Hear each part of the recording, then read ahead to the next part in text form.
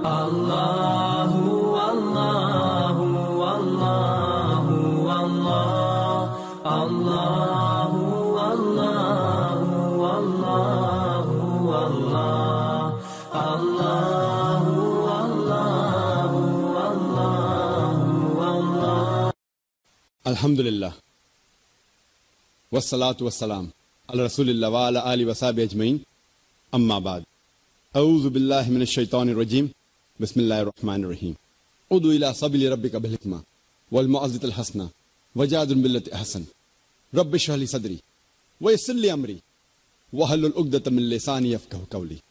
আমার শ্রদ্ধেয় গুরুজনেরা এবং আমার প্রিয় ভাই বোনেরা, আমি সবাইকে স্বাগত জানাই ইসলামিক সম্ভাষণে। আসসালামু আলাইকুম ওয়া রাহমাতুল্লাহি ওয়া বারাকাতুহু। আল্লাহর দয়া, শান্তি ও রহমত সকলের উপরে বর্ষিত হোক। আজকের এই সন্ধ্যার বক্তব্যের বিষয় ইসলাম সম্পর্কে ভুল ধারণা। আমার জন্য এটা আনন্দের বিষয় ব্র্যাডফোর্ডে আবার আসতে পারা।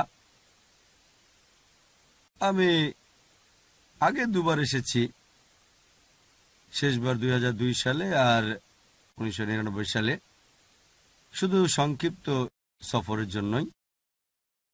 আলহামদুলিল্লাহ, আমি আনন্দিত পুনরায় ব্র্যাডফোর্ডের মানুষের কাছে আসতে পেরে। এটাকে বলা হয়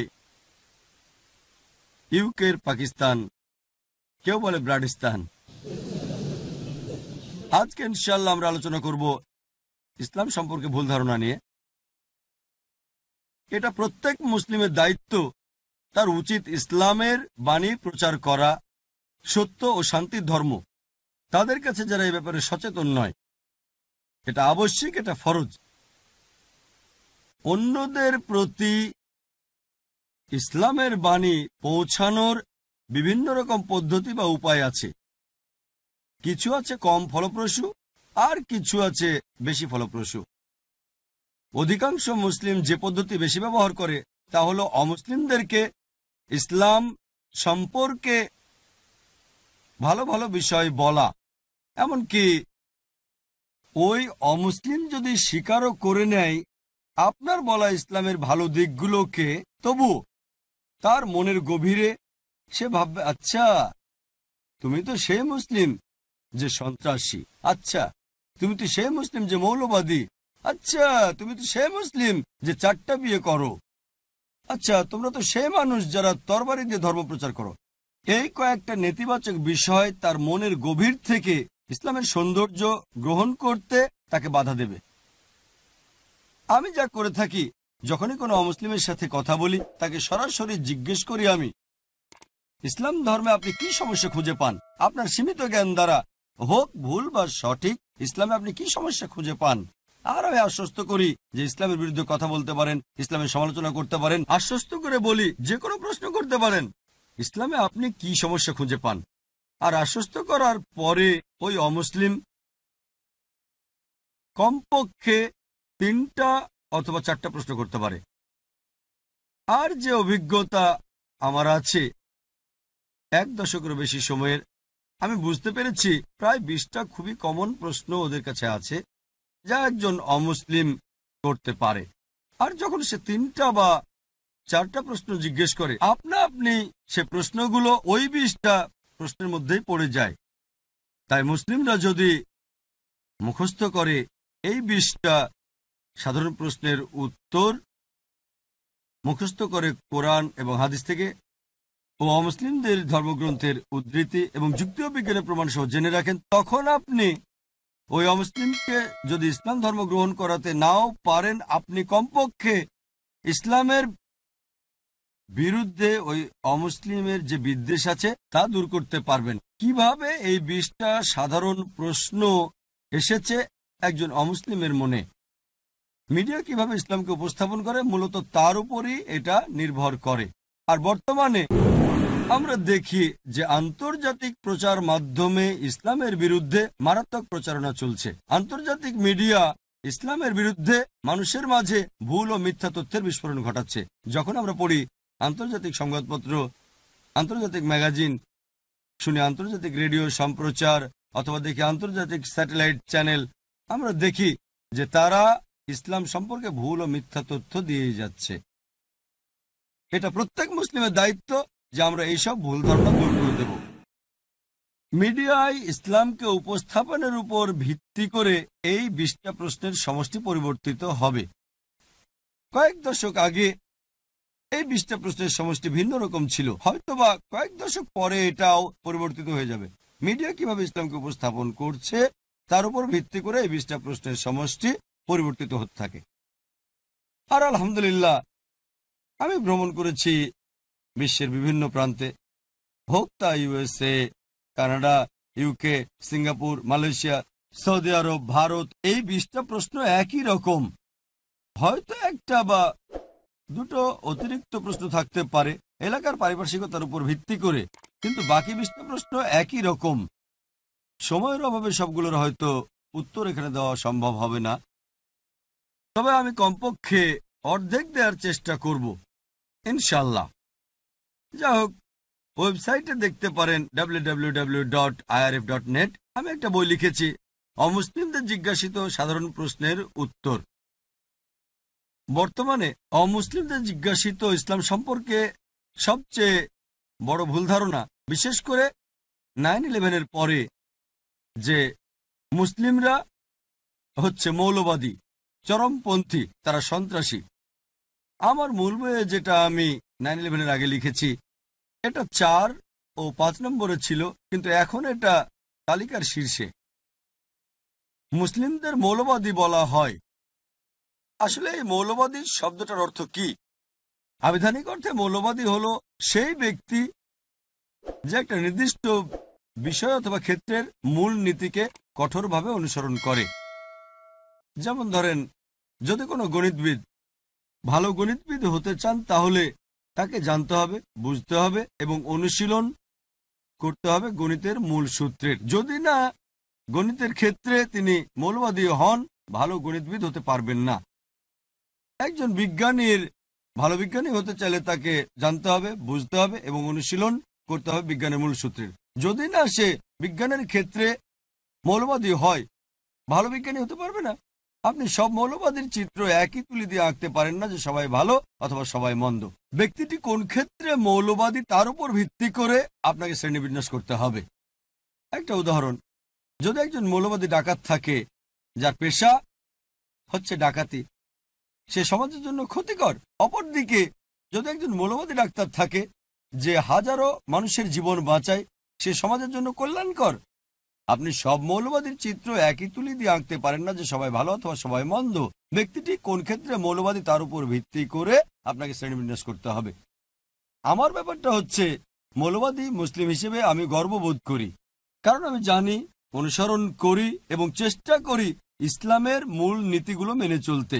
আর আমি জানি যে ইসলামে এমন কোনো মূলনীতি নেই যা বিশ্ব মানবতার বিরুদ্ধে। হয়তো ইসলামের কিছু মূলনীতি থাকতে পারে যা কোনো অমুসলিমের কাছে মানবতা বিরুদ্ধ মনে হতে পারে, কিন্তু আমরা যখন তাদের কাছে পটভূমি ব্যাখ্যা করি যে ইসলামে কেন এইসব মূলনীতি আছে, কারণ এবং এর পেছনের যুক্তি আর পরিসংখ্যান দেখায়, এমন কোনো মানুষ নেই যে নিরপেক্ষ যে ইসলামের মাত্র একটা মূলনীতি দেখাতে পারে যা মানবতা বিরুদ্ধ। এ কারণে আমি বলি, আমি গর্বিত একজন মৌলবাদী মুসলিম হতে পেরে। যদি ওয়েবস্টার ডিকশনারি পড়েন, এটা বলে মৌলবাদ শব্দটা প্রথম ব্যবহৃত হয়েছিল 20 শতাব্দীর গোড়ার দিকের প্রোটেস্ট্যান্ট খ্রিস্টানদের একটা দলকে বোঝাতে। প্রোটেস্ট্যান্ট খ্রিস্টানদের এই দলটা খ্রিস্টান গির্জার বিরোধিতা করেছিল। খ্রিস্টান গির্জাগুলো বিশ্বাস করত যে বাইবেলের কথাগুলো স্রষ্টার বাণী। আমেরিকার এই প্রোটেস্ট্যান্ট দলটা বলতো যে শুধু বাইবেলের বাণী স্রষ্টার পক্ষ থেকে নয়, বরং বাইবেলের প্রত্যেকটা শব্দ, প্রত্যেকটা অক্ষর স্রষ্টার পক্ষ থেকে। যদি কেউ প্রমাণ করতে পারে যে বাইবেল স্রষ্টার বাণী, মৌলবাদের এই আন্দোলনটা একটা ভালো আন্দোলন। অপরদিকে কেউ যদি প্রমাণ করতে পারে যে বাইবেল স্রষ্টার বাণী নয়, তাহলে সেটা ভালো আন্দোলন নয়। কিন্তু এই মৌলবাদ নামক শব্দটা প্রথমে আমেরিকার প্রোটেস্ট্যান্টদের বোঝাতে ব্যবহার করা হতো। অক্সফোর্ড ডিকশনারিতে দেখলে এটা বলে যে মৌলবাদী হচ্ছে এমন এক ব্যক্তি যে কোনো ধর্মের মূল নীতিগুলো কঠোরভাবে মেনে চলে। কিন্তু অক্সফোর্ড ডিকশনারির নতুন সংস্করণে দেখা যায় যে তারা কিছুটা পরিবর্তন করেছে। বলছে মৌলবাদী হলো এমন এক ব্যক্তি যে কোনো ধর্মের প্রধান নীতিগুলো কঠোরভাবে মেনে চলে, বিশেষ করে ইসলাম। নতুন সংস্করণে ইসলাম শব্দটা যুক্ত করা হয়েছে। যখন আপনি কোনো মুসলিমের কথা ভাববেন, তাকে হতে হবে মৌলবাদী, চরমপন্থী। আমি মানুষকে বলি চরমপন্থী হতে পারে আমি গর্বিত। আমি অতি দয়ালু, অতি ক্ষমাশীল, অতি ন্যায়নিষ্ঠ, আমি অতি সৎ। সমস্যা কোথায়? আমি অতি দয়ালু, অতি সৎ হলে, ন্যায়নিষ্ঠ হলে চরমপন্থী মুসলিম। কোরআন আমাদের শিক্ষা দেয়, আল্লাহর কালাম সর্বশক্তিমান স্রষ্টার সর্বশেষ চূড়ান্ত টেস্টামেন্ট এটা বলছে যে প্রত্যেক মুসলিমকে অতি দয়ালু, অতি ন্যায়নিষ্ঠ, অতি সৎ, অতি ক্ষমাশীল, অতি মায়াময় হতে হবে। সমস্যা কি? চরম হতে সমস্যা কোথায়? কিন্তু আমাদের চরম হতে হবে সঠিক পথে। আমরা মিডিয়াতে দেখি তারা বলে মুসলিমরা চরমপন্থী। হ্যাঁ, আমি অবশ্যই চরমপন্থী মুসলিম, অন্য কোনো চরমপন্থী নয়, চরমপন্থী মুসলিম। কোরআন বলছে সূরা নিসা অধ্যায় 4 আয়াত 171, লা তাগলু ফি দীনিকুম। দিনের ব্যাপারে বাড়াবাড়ি করো না। বাড়াবাড়ি করা সেটা ভুল, কিন্তু সঠিক পথে যদি চরমপন্থী হওয়া যায় সেটা মানবতার কল্যাণের জন্যই। আমাদের হওয়া উচিত নয় চরম নির্দয়, চরম অন্যায়কারী, চরম অসৎ, চরম নিষ্ঠুর। চরমপন্থী হতে হবে সঠিক পথে।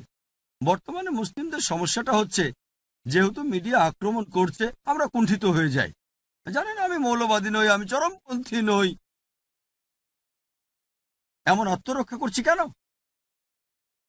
কেন আত্মরক্ষা করছি? বিশেষ করে 9/11-এর পরে দেখা যায় অনেক মুসলিমই আচরণ পরিবর্তন করেছে, বেশ কুণ্ঠাবোধ করে। কেন? আমাদের সাথে দ্বীনুল হক আছে, সত্যের ধর্ম, যা সকলের শান্তির ধর্ম। মুসলিমদের সন্ত্রাসী বলা হয়। সন্ত্রাসী শব্দটার অর্থ কি? আবিধানিক অর্থে সন্ত্রাসী হচ্ছে যে ব্যক্তি আতঙ্ক সৃষ্টি করে।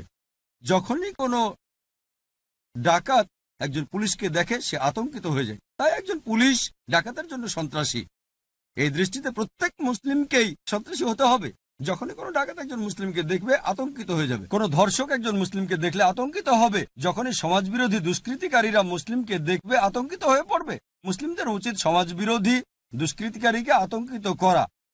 আর এটাই আল্লাহ পবিত্র কোরআনে বলেছেন সূরা আনফাল অধ্যায় 8 আয়াত নাম্বার 60, যারা সত্যকে করে প্রত্যাখ্যান তাদের আতঙ্কিত কর সমাজ বিরোধীরা। আর এই শব্দটা আমি আমার নিজের থেকে ব্যবহার করছি না। বোম্বেতে কয়েক বছর আগে একটা কাগজে শিরোনাম হয়েছিল, এটা একজন ইন্সপেক্টর ছিল, নাম ইন্সপেক্টর আংরে। খবরটা ছিল ইন্সপেক্টর আংরে দুষ্কৃতিকারীদের আতঙ্কিত করে তুলেছে। আর এটাই হচ্ছে ভাষা প্রত্যেকটা দেশের। তবে আমি জানি সন্ত্রাসী শব্দটা বিশেষ করে ব্যবহৃত হয় এমন লোকের জন্য যে সাধারণ মানুষকে আতঙ্কিত করে তোলে, যে সাধারণ মানুষদের উপর অত্যাচার করে। এই দৃষ্টিতে কোনো মুসলিমেরই কোনো মানুষকে আতঙ্কিত করা উচিত নয়, হোক মুসলিম বা অমুসলিম। কোনো মানুষকে আতঙ্কিত করা ইসলামে বৈধ নয়। অধিকাংশ সময় দুটি ভিন্ন লেভেল দেওয়া হয় একই ব্যক্তিকে একই কাজের জন্য। যেমন ধরেন, ভারত, যে দেশ থেকে আমি এসেছি, 60 বা 70 বছর আগের কথা, ব্রিটিশ সরকার ভারত শাসন করত। ব্রিটিশ সরকার, অনেক ভারতীয়রা স্বাধীনতার জন্য যুদ্ধ করেছিল। সেই সময় এই লোকগুলোকে ব্রিটিশ সরকার সন্ত্রাসী বলেছিল, কিন্তু সাধারণ ভারতীয়রা তাদের বলি মুক্তিযোদ্ধা, দেশপ্রেমিক। একই মানুষ, একই কাজ, দুটো ভিন্ন লেভেল। যদি আপনারা ব্রিটিশ সরকারের সাথে একমত হন যে ভারত শাসন করার অধিকার তাদের আছে, তাহলে এই লোকগুলোকে বলবেন সন্ত্রাসী। কিন্তু সাধারণ ভারতীয়দের সাথে একমত হলে যে ব্রিটিশরা ভারতে এসেছিল ব্যবসা করার জন্য, আমাদের শাসন করার কোনো অধিকারই তাদের নেই, তাহলে এদের বলবেন মুক্তিযোদ্ধা, বলবেন দেশপ্রেমিক। একই ব্যক্তি, একই কাজ, কিন্তু দুটো ভিন্ন লেভেল। আর এরকম উদাহরণ আপনি মানুষের ইতিহাস থেকে অনেক দিতে পারেন। যেমন আমেরিকার বিপ্লব সম্পর্কে আপনারা জানেন, 18 শতকে ঘটেছিল। 1775 সালে তারা স্বাধীন হয়। বেঞ্জামিন ফ্রাঙ্কলিন ও জর্জ ওয়াশিংটন ব্রিটিশ সরকার দ্বারা সন্ত্রাসী আখ্যায়িত হয়েছিল। কিন্তু এই দুই ব্যক্তি বেঞ্জামিন ফ্র্যাঙ্কলিন ও জর্জ ওয়াশিংটনকে সাধারণ মার্কিনীরা বলেছিল বীর, মুক্তিযোদ্ধা, দেশপ্রেমিক। একই ব্যক্তি, একই কাজ, কিন্তু দুটো ভিন্ন লেভেল। পরবর্তীতে এই প্রধান সন্ত্রাসী জর্জ ওয়াশিংটন আমেরিকার প্রেসিডেন্ট হলেন। ভেবে দেখেন, একজন সন্ত্রাসী পরিণত হলেন বর্তমান বিশ্বের অন্যতম এক দেশের প্রেসিডেন্ট আমেরিকার। তিনি স্থাপন করলেন এক দৃষ্টান্ত। পরবর্তীতে সকল প্রেসিডেন্টের জন্য, বর্তমানের জর্জ বুশের জন্য, তাদের হিরোকে জর্জ ওয়াশিংটন। এদেশের সরকার তাকে বলেছিল সন্ত্রাসী। সব প্রেসিডেন্টই জর্জ ওয়াশিংটনকে অনুসরণ করে, যে ছিল একজন সন্ত্রাসী। আর বর্তমানে আমরা দেখছি এই দুই দেশ খুবই ঘনিষ্ঠ বন্ধু। চিন্তা করেন, এজন্য কোনো ব্যক্তিকে কোনো লেভেল দেওয়ার আগে প্রথমে খুঁজে বের করতে হবে কোন কারণে, কোন উদ্দেশ্যে লোকটা সংগ্রাম করছে। নেলসন ম্যান্ডেলার উদাহরণ দেই। দক্ষিণ আফ্রিকা স্বাধীন হওয়ার আগে বর্ণবৈষম্যের সরকার ছিল সেখানে। তারা ম্যান্ডেলাকে সন্ত্রাসী বলেছিল, গ্রেপ্তার করেছিল, কারারুদ্ধ করে রবেন দ্বীপে 25 বছর বেশি রেখেছিল। পরবর্তীতে মুক্ত করে দেওয়া হয় এবং নতুন দক্ষিণ আফ্রিকার প্রেসিডেন্ট হলেন। শান্তিতে নোবেল পুরস্কারও তিনি পেলেন। দেখেন, একজন সন্ত্রাসী শান্তিতে নোবেল পুরস্কার পাচ্ছেন।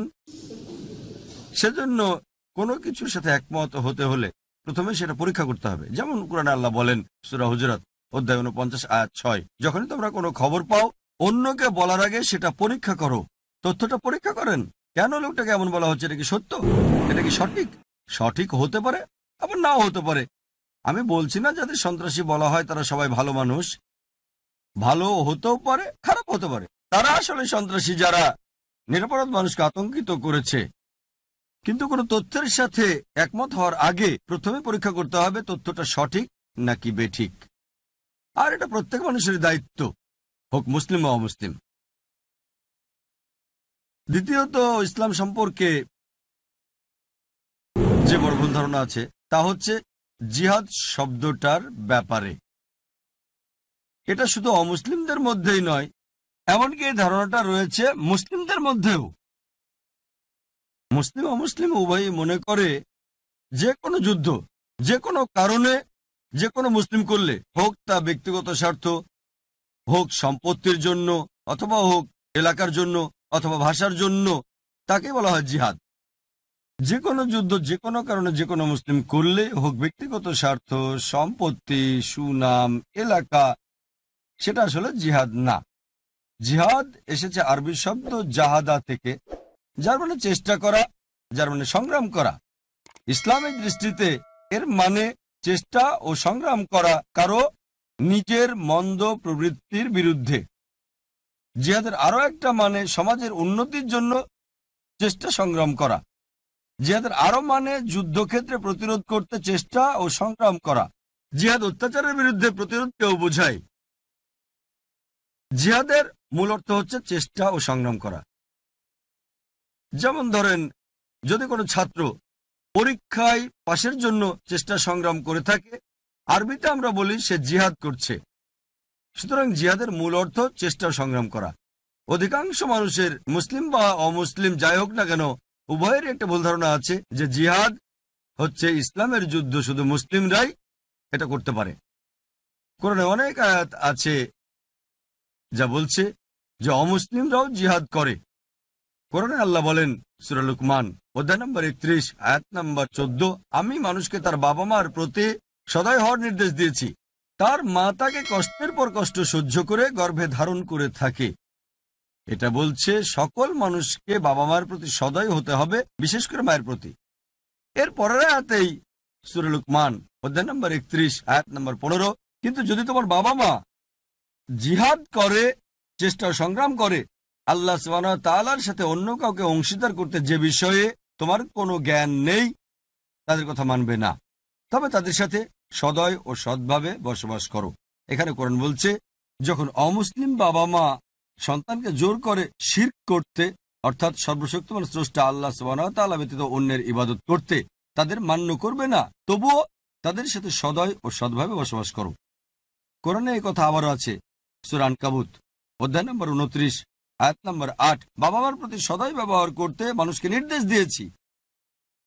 কিন্তু যদি তোমার বাবা মা জিহাদ করে, চেষ্টা ও সংগ্রাম করে আল্লাহ সুবহানাহু ওয়া তাআলা ব্যতীত অন্য কারো ইবাদত করতে, তখন তাদের মান্য করবে না, তবে তাদের সাথে সদয় ও সৎভাবে বসবাস করো।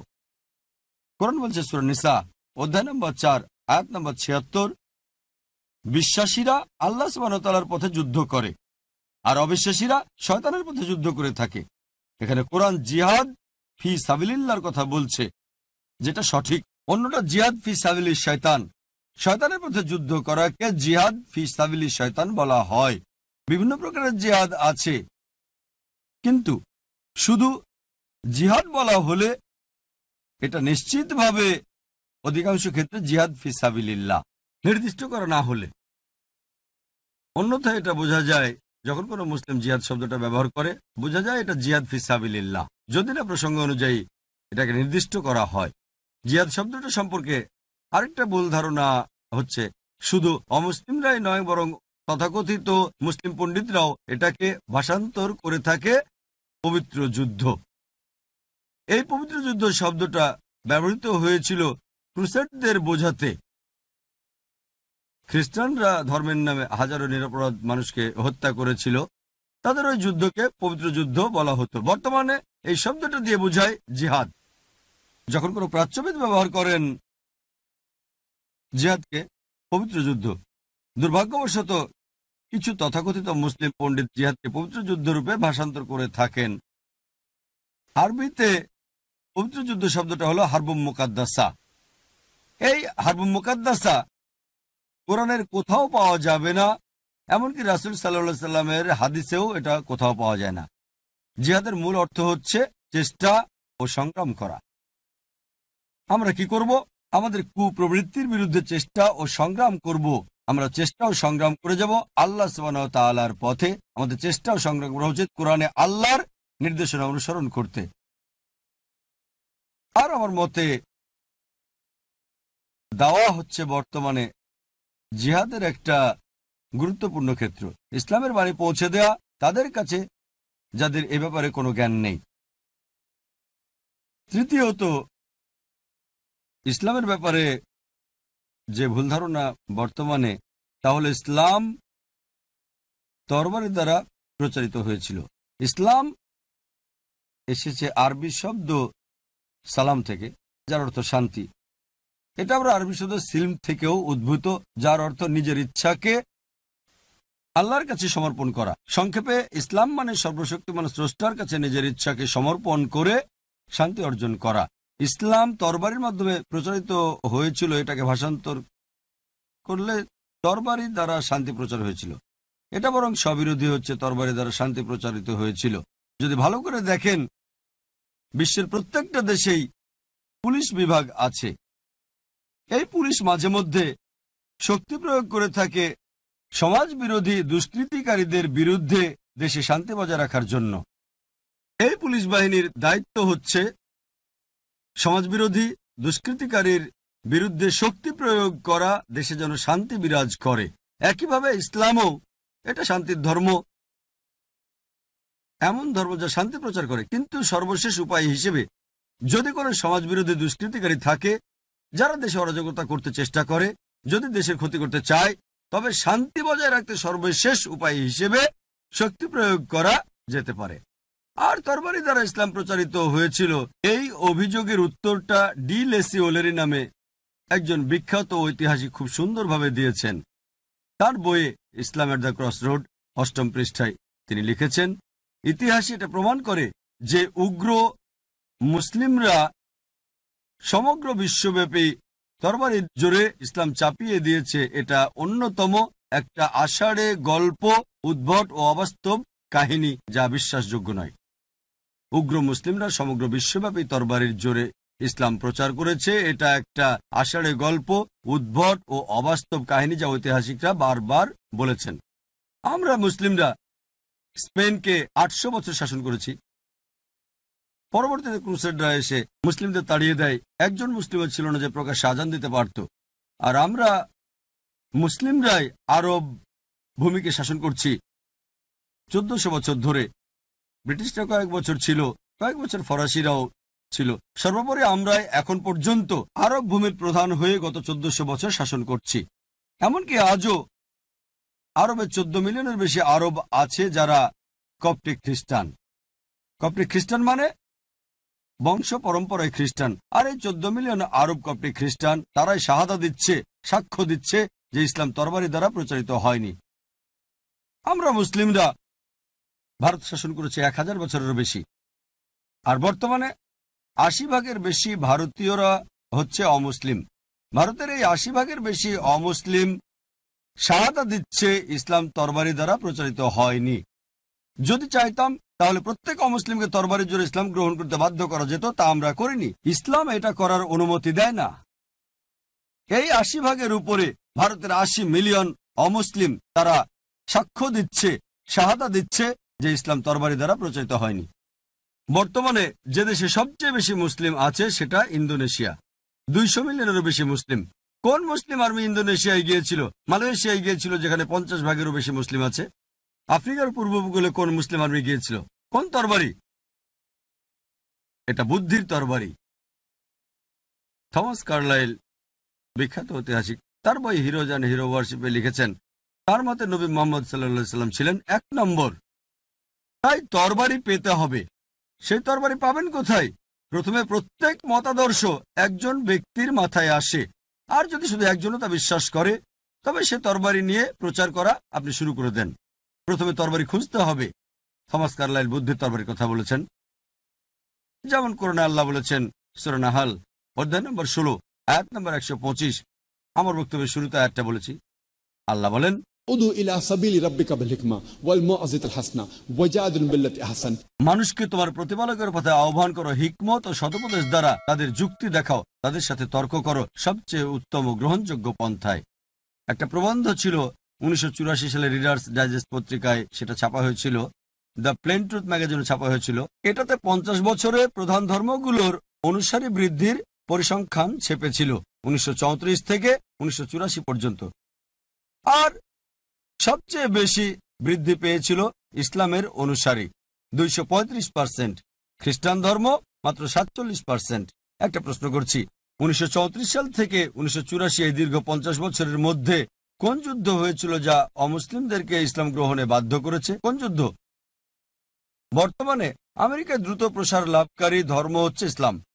ইউরোপে দ্রুত প্রসার লাভকারী ধর্ম হচ্ছে ইসলাম। আমি জিজ্ঞেস করছি, কে এইসব মার্কিনীদের তরবারির জোরে ইসলাম গ্রহণে বাধ্য করছে? কে ইউরোপিয়ানদের, ব্রিটিশদের তরবারির জোরে ইসলাম গ্রহণে বাধ্য করছে? আমরা জানি মিডিয়া সব সময় বলে যে ইসলাম নারীদের অবমূল্যায়ন করে। এটা কি জানেন? ইসলাম গ্রহণকারী মানুষদের মধ্যে হোক আমেরিকায় বা ইউরোপে অথবা বিশ্বের যে কোনো প্রান্তে 2/3 নারী। ইসলাম যদি নারীদের অবমূল্যায়ন করে তাহলে মার্কিন নারীরা কেন ইসলাম গ্রহণ করবে? ইউরোপীয় নারীরা কেন ইসলাম গ্রহণ করবে? কারণ তারা জানে যে ইসলামে আছে মানবতার সমস্যার সমাধান। আর মিডিয়া যাই করুক, আমি কোরআনের আয়াতে বিশ্বাস করি যেখানে আল্লাহ বলেন সূরা ইমরান অধ্যায় নম্বর 3 আয়াত নম্বর 54, মাকরু মাকরাল্লাহ ওয়াল্লাহু খায়রুল মাকিরিন। তারা চক্রান্ত করেছিল, আল্লাহ কৌশল করেছিলেন, নিশ্চয়ই আল্লাহ কৌশলীদের শ্রেষ্ঠ। সালমান রুশদি, সে এই দেশের নাগরিক, জন্ম আমার শহরে বোম্বেতে, পরে এই দেশের নাগরিক। ইসলামের বিরুদ্ধে সে লিখেছিল স্যাটানিক ভার্সেস, আমাদের নবীজির বিরুদ্ধে। কর্মটা খারাপ, প্রতিবাদ করতে হবে। ফলাফল স্যাটানিক ভার্সেস কি তা অনেক অমুসলিমই জানতে চেয়েছে। তারা কোরআন পড়েছে এবং তাদের অনেকে ইসলাম গ্রহণ করেছে। উদ্দেশ্য ছিল খারাপ, কর্মটা ছিল খারাপ, কিন্তু ফলাফল ওয়াল্লাহু খায়রুল মাকিরিন, আল্লাহ কৌশলদের শ্রেষ্ঠ। 11 সেপ্টেম্বরে যা ঘটেছিল ওয়ার্ল্ড ট্রেড সেন্টারে 5000-এর বেশি নিরপরাধ মানুষ মারা গিয়েছিল, এটা অন্যায়, প্রতিবাদ করতে হবে। মিডিয়া ঝুঁকে পড়েছিল মুসলিমদের বিরুদ্ধে, সন্ত্রাসের বিরুদ্ধে যুদ্ধ। আপনারা জানেন না যে এটা কি ধর্ম। ইউএসএতে বিক্রির শীর্ষে উঠেছে কোরআন। এক রিপোর্ট অনুযায়ী 9 মাস থেকে 10 মাসের মধ্যে 34,000-এর বেশি মার্কিন ইসলাম গ্রহণ করেছে। ইউ100 তথ্য অনুযায়ী 10 মাসের মধ্যে ইউরোপে 22,000 ইউরোপিয়ান ইসলাম গ্রহণ করেছে। সাধারণত এটা উল্টো হওয়ার কথা ছিল, দাওয়া কমে যেত। আলহামদুলিল্লাহ, মিডিয়া যতই ইসলামকে দমন করতে, ক্ষতি করতে চাইছে, আলহামদুলিল্লাহ তাদের চক্রান্ত নস্যাৎ হচ্ছে। আলহামদুলিল্লাহ। মুসলিমদের কুণ্ঠিত হওয়া উচিত নয়, উচিত সত্য প্রকাশ করা, সত্যে অবিচল থাকা। আমাদের উচিত শান্তির ধর্ম প্রচার করা। আল্লাহ প্রতিজ্ঞা করেছেন সব মিলিয়ে 3টারও বেশি জায়গায়। আল্লাহ বলেন সূরা সাফ অধ্যায় 61 আয়াত নম্বর 9, সূরা তাওবা অধ্যায় 9 আয়াত নম্বর 33, هو الذي أرسل رسوله بالهدى والدين الحق ليظهره على الدين كله ولو كره المشركون। আল্লাহ তার রাসূলকে পাঠিয়েছেন হেদায়াত ও সত্য ধর্ম সহকারে, যাতে করে সকল ধর্মের উপরে এটা বিজয়ী হয়, সকল মতবাদের উপরে, সকল জীবন বিধানের উপরে, যদিও মুশরিকরা তা অপছন্দ করে। আল্লাহ এটা আবারও বলেছেন সূরা ফাতাহ অধ্যায় নম্বর 48 আয়াত নম্বর 28, هو الذي أرسل رسوله بالهدى والدين الحق ليظهره على الدين كله وكفى بالله شهيدا। আল্লাহ তার রাসূলকে পাঠিয়েছেন হিদায়াত ও সত্য ধর্ম সহকারে, যাতে করে সকল ধর্মের উপরে এটা বিজয়ী হতে পারে, সকল মতবাদের উপরে। আল্লাহ নিজেই তা যথেষ্ট। দিনকে বিজয়ী করতে আল্লাহর আপনাকে আমাকে দরকার নেই। আমরা তো আগাছা মাত্র। আল্লাহর আপনাকে আমাকে কোনো দরকার নেই। আল্লাহ নিজে যথেষ্ট। আমাদেরকে আল্লাহর কোনো দরকার নেই। তার রাসূলের রেখে যাওয়া কাজ করতে আল্লাহ শুধু আমাদের সুযোগ দিয়েছেন। আপনারা কি মনে করেন যদি ইসলামের কথা না বলেন তাহলে ইসলাম প্রচার হবে না?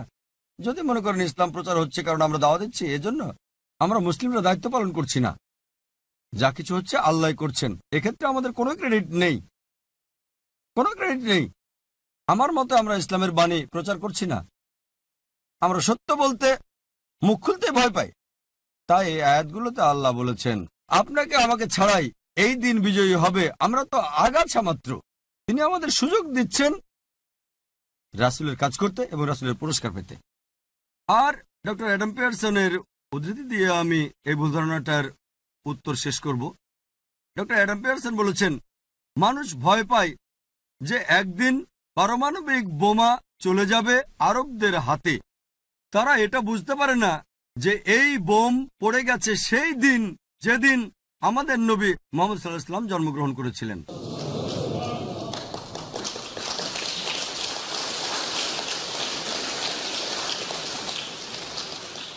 মুসলিমদের জিজ্ঞাসিত চতুর্থ প্রশ্ন, ইসলাম কেন পুরুষকে একের অধিক বিয়ের অনুমতি দেয়?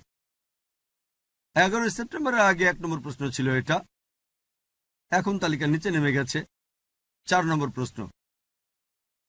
তবুও আছে এটা শীর্ষ 20-এর মধ্যেই। এই পৃথিবীর বুকে কোরআন একমাত্র ধর্মীয় গ্রন্থ যেটা বলছে মাত্র একটা বিয়ে করো। আর কোনো ধর্মগ্রন্থ নেই, হোক Old Testament, New Testament, Bible, Mahabharata, Ramayana, Bhagavad Gita.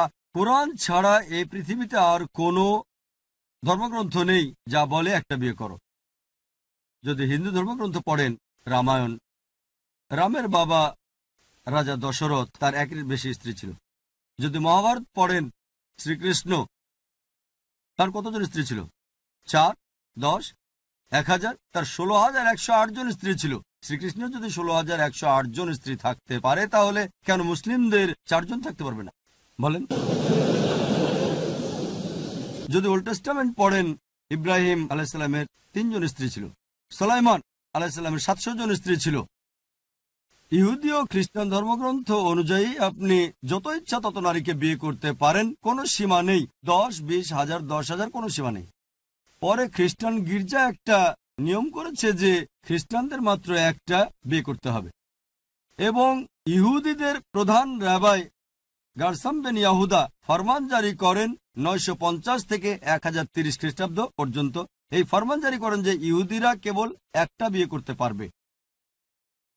যদি ইহুদিদের বিভিন্ন সমাজ পর্যবেক্ষণ করে দেখেন যারা মুসলিমদের মাঝে বাস করে, 1950 সাল পর্যন্ত তারা একের অধিক বিয়ে করে থাকত।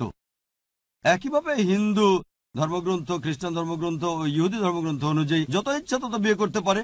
এমনকি হিন্দু ধর্মগ্রন্থ 1954 সালে ভারত সরকার একটা আইন করে যা হিন্দু বিশেষ বিবাহ আইন 1954 বলে পরিচিত। এটা বলছে হিন্দুরা মাত্র একটা বিয়ে করতে পারে, কিন্তু তাদের ধর্মগ্রন্থ যত ইচ্ছা তত বিয়ে করতে অনুমতি দিচ্ছে। ইসলামে নারীর মর্যাদা বিষয়ে সরকারের একটা রিপোর্ট অনুযায়ী 66 ও 67 পৃষ্ঠায় বলা হয়েছে যে ভারতীয় মুসলিমদের মধ্যে বহুবিবাহের হার 1951 থেকে 61 সাল পর্যন্ত ছিল 4.31। আর হিন্দুদের একই সময়ে অর্থাৎ ওই 10 বছরে ছিল 5.06। তাহলে হিন্দুরা বেশি মুসলিমদের চেয়ে 0.75 বা 3/4। যদিও ভারত সরকার এটা অনুমতি দেয়নি, তারা মুসলিমদের চেয়ে বেশি বহুবিবাহ করে। আসুন দেখি কোরআন কি বলছে। কোরআন বলছে সূরা নিসা অধ্যায় নম্বর 4 আয়াত 3, বিয়ে করো তোমার পছন্দের নারীকে 2, 3 অথবা 4। যদি সুবিচার করতে না পারো তাহলে একটা করো। যদি সুবিচার করতে না পারো তাহলে একটা বিয়ে করো। এই কথাটা শুধু কোরআনে বলা হয়েছে, অন্য কোনো ধর্মগ্রন্থে না। আপনি পছন্দ মতো 2, 3 বা 4টা বিয়ে করতে পারেন, কিন্তু যদি সুবিচার করতে না পারেন তাহলে একটা। কোরআন বলছে সূরা নিসা অধ্যায় 4 আয়াত 129, তোমার স্ত্রীদের প্রতি সমান বিচার করতে পারবে না, তাদের সবার থেকে মুখ ফিরিয়ে নিও না। তার মানে কঠিন, অর্থাৎ 4টা বিয়ে করা ইসলামে আবশ্যিক বা ফরজ না। অনেকেই মনে করে একাধিক বিয়ে করা ফরজ। এটা ঐচ্ছিক, করতে পারেন, অনুমতি আছে সর্বোচ্চ 4টা। কিন্তু যদি একাধিক বিয়ে করেন আর সমান বিচার করতে না পারেন, সমস্যায় পড়ে যাবেন। ইসলাম কেন মানুষকে একের অধিক বিয়ে করতে অনুমতি দিয়েছে, আসুন আমরা এটা বিশ্লেষণ করে দেখি। প্রাকৃতিকভাবেই ছেলে মেয়ে একই অনুপাতে জন্মগ্রহণ করে, কিন্তু বর্তমান চিকিৎসা বিজ্ঞান বলছে যে মেয়ে শিশুর বেশি রোগ প্রতিরোধ ক্ষমতাটা ছেলে শিশুর চেয়ে। এই কারণে মেয়ে শিশুর তুলনায় ছেলে শিশুর মৃত্যুর হার বেশি। যে কোনো শিশু বিশেষজ্ঞ সাক্ষ্য দেবে এটা। চিকিৎসা বিজ্ঞানের দৃষ্টিতে ছেলে শিশুর তুলনায় মেয়ে শিশু বাঁচে বেশি। তারা ছেলে শিশুর চেয়ে বেশি রোগ প্রতিরোধ করতে পারে। তাই শিশুদের মধ্যেও ছেলের তুলনায় মেয়ের সংখ্যা বেশি থাকে, বড় হতে থাকে। আর ধূমপানের কারণে, মাদকের কারণে, অ্যালকোহল দুর্ঘটনার কারণে, যুদ্ধের কারণে নারীর চেয়ে পুরুষ বেশি মারা যায়। আর মানুষের গড় আয়ু পুরুষের তুলনায় নারীর বেশি। আর বর্তমান বিশ্বে পুরুষের চেয়ে নারীর সংখ্যা অনেক বেশি, ভারতের মতো তৃতীয় বিশ্বের কিছু দেশ ব্যতীত। এক্ষেত্রে পুরুষের তুলনায় নারীর সংখ্যা কম। এর প্রধান কারণ হচ্ছে মেয়ে শিশু হত্যা করা। বিবিসিতে একটা অনুষ্ঠান করেছিলেন সাংবাদিক এমিলি বেকানান, নাম ছিল অ্যাসাইনমেন্ট, পর্বের নাম ছিল লেট হার ডাই। তিনি বলেন যে প্রত্যেক দিন ইন্ডিয়াতে নারী ভ্রূণ চিহ্নিত করে 3000-এরও বেশি ভ্রূণ হত্যা করা হচ্ছে।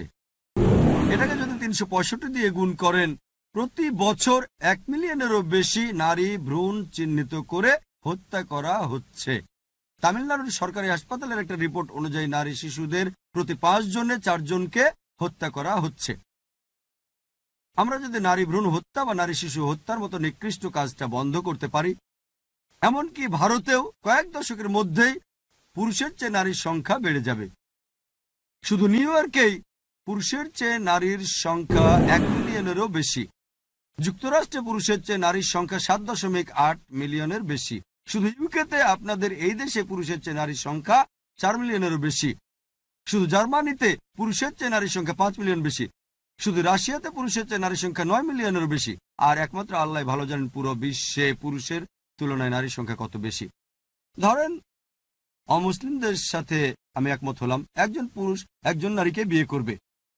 আর আমার বোন আমেরিকাতে বাস করছে অথবা ব্রিটেনে বাস করছে, ইউকেতে, এবং বাজারের অবস্থা খুবই মন্দা। অথবা ধরেন আপনি এখানে বাস করছেন, আর বাজার যদি মন্দা থাকে, আপনার বোন এখানে আছে আর বাজার মন্দা, প্রত্যেক পুরুষ একজন করে স্ত্রী পেয়ে গেছে। তারপরও এ দেশে 4 মিলিয়ন নারী থাকবে যারা জীবন সঙ্গী খুঁজে পাবে না। এখন আমার বোনের জন্য উপায় থাকবে, আলহামদুলিল্লাহ সে ভারতে বাস করছে, এখানে বাস করছে না, এটা শুধু একটা উদাহরণ দিচ্ছি। যদি সে এখানে বাস করে ইউকেতে আর বাজার যদি মন্দা থাকে, অথবা আপনার বোন এখানে আর বাজার মন্দা, আর প্রত্যেক পুরুষ একজন স্ত্রী পেয়ে গেছে, তখন তার জন্য যে উপায় থাকবে তা হচ্ছে হয় সে এমন পুরুষকে বিয়ে করবে যার স্ত্রী আছে, অথবা জনগণের সম্পত্তি। জনগণের সম্পত্তি, ভাই জাকির, এমন কটু শব্দ! আমি বলি এর চেয়ে ভালো শব্দ ব্যবহার আমি করতে পারি না। এর চেয়ে ভালো শব্দ আমার জানা নেই। মানুষ আমাকে বলে জনগণের সম্পত্তি বলতে কি বোঝান? আমি বলি এটাই সবচেয়ে ভালো শব্দ যা আমি ব্যবহার করতে পারি, এর চেয়ে ভালো শব্দ আমি ব্যবহার করতে পারি না। পরিসংখ্যান বলছে আমেরিকায় কেউ জীবনসঙ্গীর সাথে সংসার করার আগে একজন পুরুষের গড়ে 8 জন ভিন্ন ভিন্ন যৌন সঙ্গী থাকে। একজনের সাথে সংসার করার আগে কারো থাকে 3, কারো 4, কারো 5, কারো 10, কারো 20 জন। কিন্তু একজনের সাথে সংসার করার পরে কতজন থাকে তা উল্লেখ নেই। কিন্তু একজন স্থায়ী জীবনসঙ্গীর সাথে সংসার করার আগে 8 জন ভিন্ন ভিন্ন যৌন সঙ্গী থাকে। পশ্চিমা দেশগুলোতে এমনকি এখানেও, এমনকি আমেরিকাতেও উপপত্নী থাকে 5, 10, 20, কোনো সমস্যা নেই। কিন্তু একের অধিক বৈধ স্ত্রী থাকা চলবে না তাদের। যখন কোনো নারী কারো উপপত্নী হয় তার অধিকার থাকে না, অসম্মানিত হয়, সুবিধাবঞ্চিত থাকে। কিন্তু ইসলামে নারী যখন দ্বিতীয় স্ত্রী হয় তার সমান অধিকার থাকে, সে সম্মান পায়, সুযোগ সুবিধা পায়। আর এটাই হচ্ছে প্রকৃত বাস্তবতা। বহুবিবাহ, পুরুষ একাধিক বিয়ের অনুমতি পেয়েছে মূলত দুজনের জন্যই। এটা নারীর সতীত্ব রক্ষার জন্য করা হয়েছে। আর আমি আপনাদের সাথে একমত যে কোনো নারী সাধারণ পরিস্থিতিতে স্বামীকে ভাগাভাগি করতে রাজি হবে না। আমাদের বুঝতে হবে, আর সে ব্যাপারে একমত হই, সাধারণ পরিস্থিতিতে কোনো নারী স্বামীকে ভাগাভাগি করতে রাজি হবে না। কিন্তু ইসলামী শরিয়া বলছে বড় ক্ষতি থেকে বাঁচতে ছোট ক্ষতি মেনে নাও।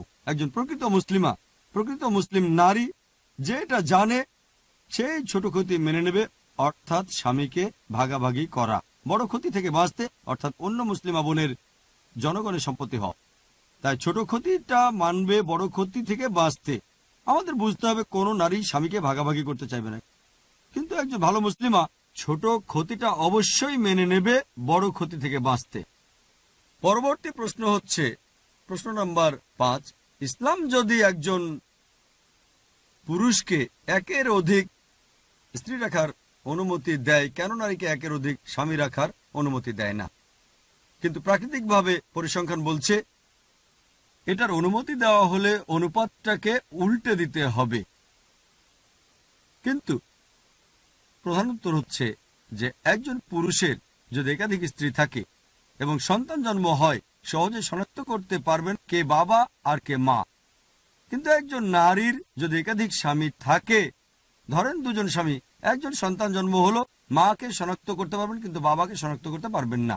স্কুলে ভর্তি করতে যান যদি, সেখানে বাবার নাম লিখতে বললে হয়তো তখন দুজনের নামে লিখতে হবে।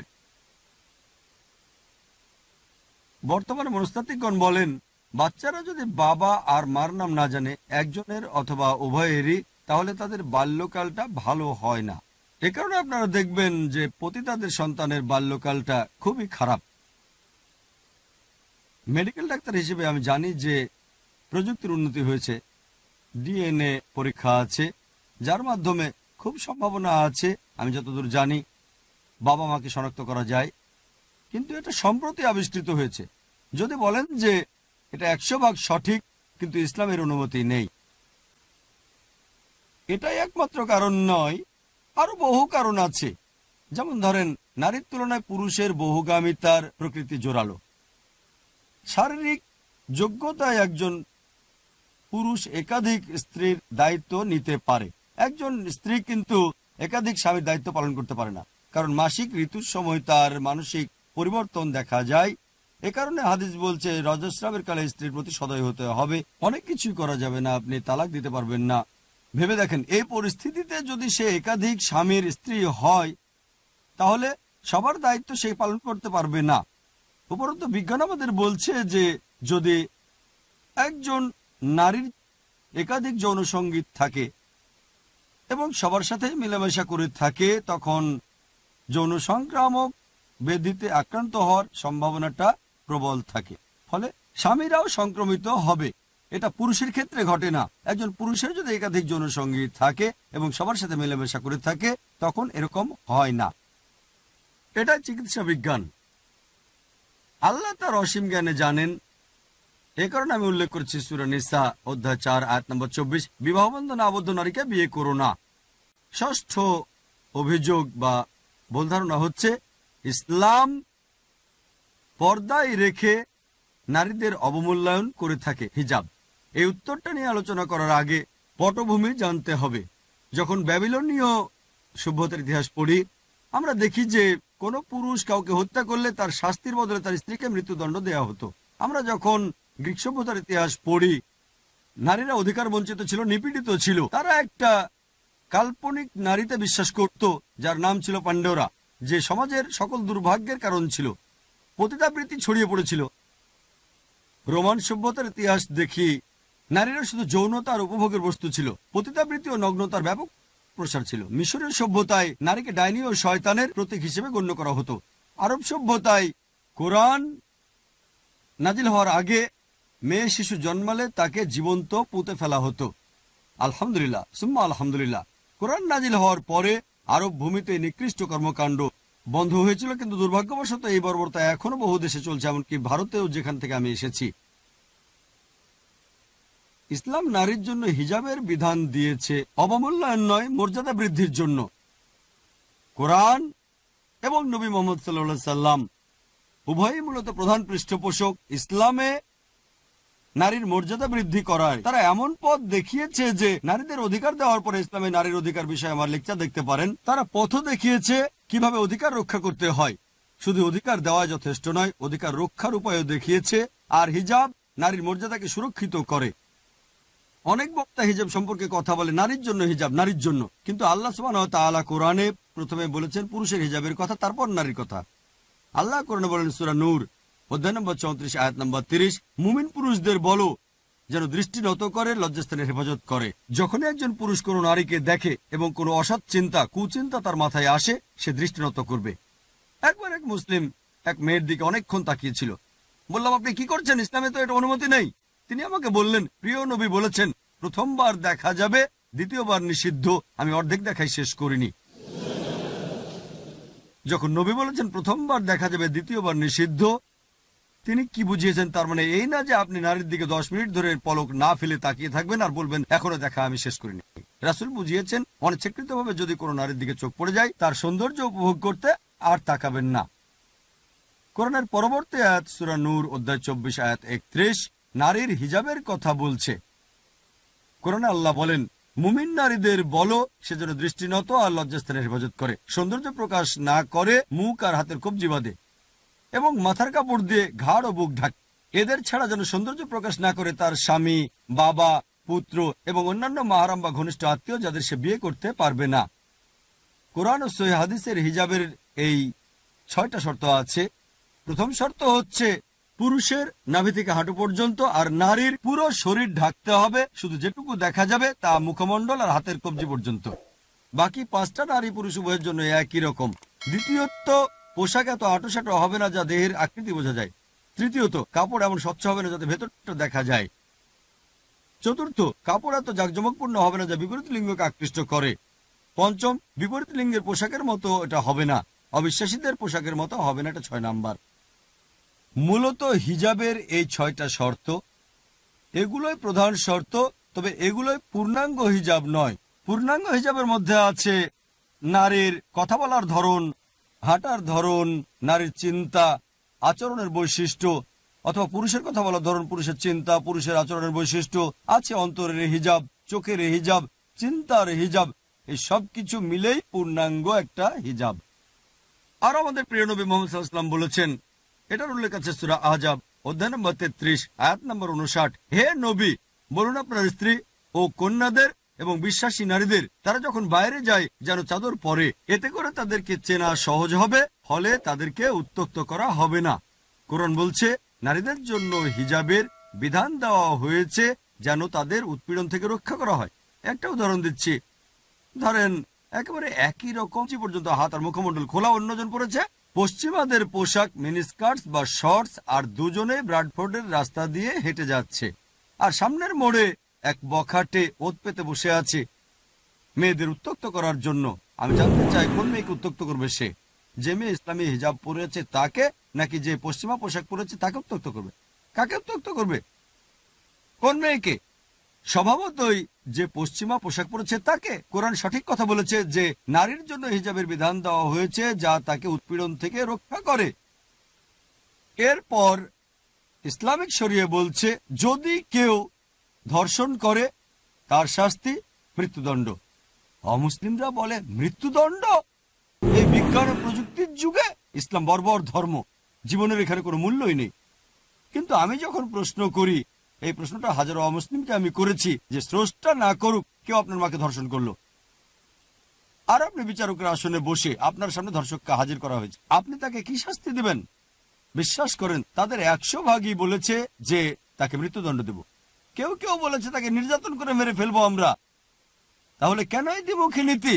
আপনার মাকে ধর্ষণ করলে মৃত্যুদণ্ড দিবেন, কিন্তু অন্যের মাকে ধর্ষণে মৃত্যুদণ্ড দিলে বলেন এটা বর্বর আইন। কেন এই দ্বিমুখী নীতি? আমেরিকাকে বিশ্বের মধ্যে সবচেয়ে উন্নত দেশ বলে ধরা হয়ে থাকে। এটা কি জানেন? অন্যান্য দেশের তুলনায় ধর্ষণের হারও এখানেই সবচেয়ে বেশি। 1990 সালের FBI এর পরিসংখ্যান এটা বলছে যে শুধু 1990 সালেই প্রতিদিন গড়ে 1756টা কেস ছিল ধর্ষণের।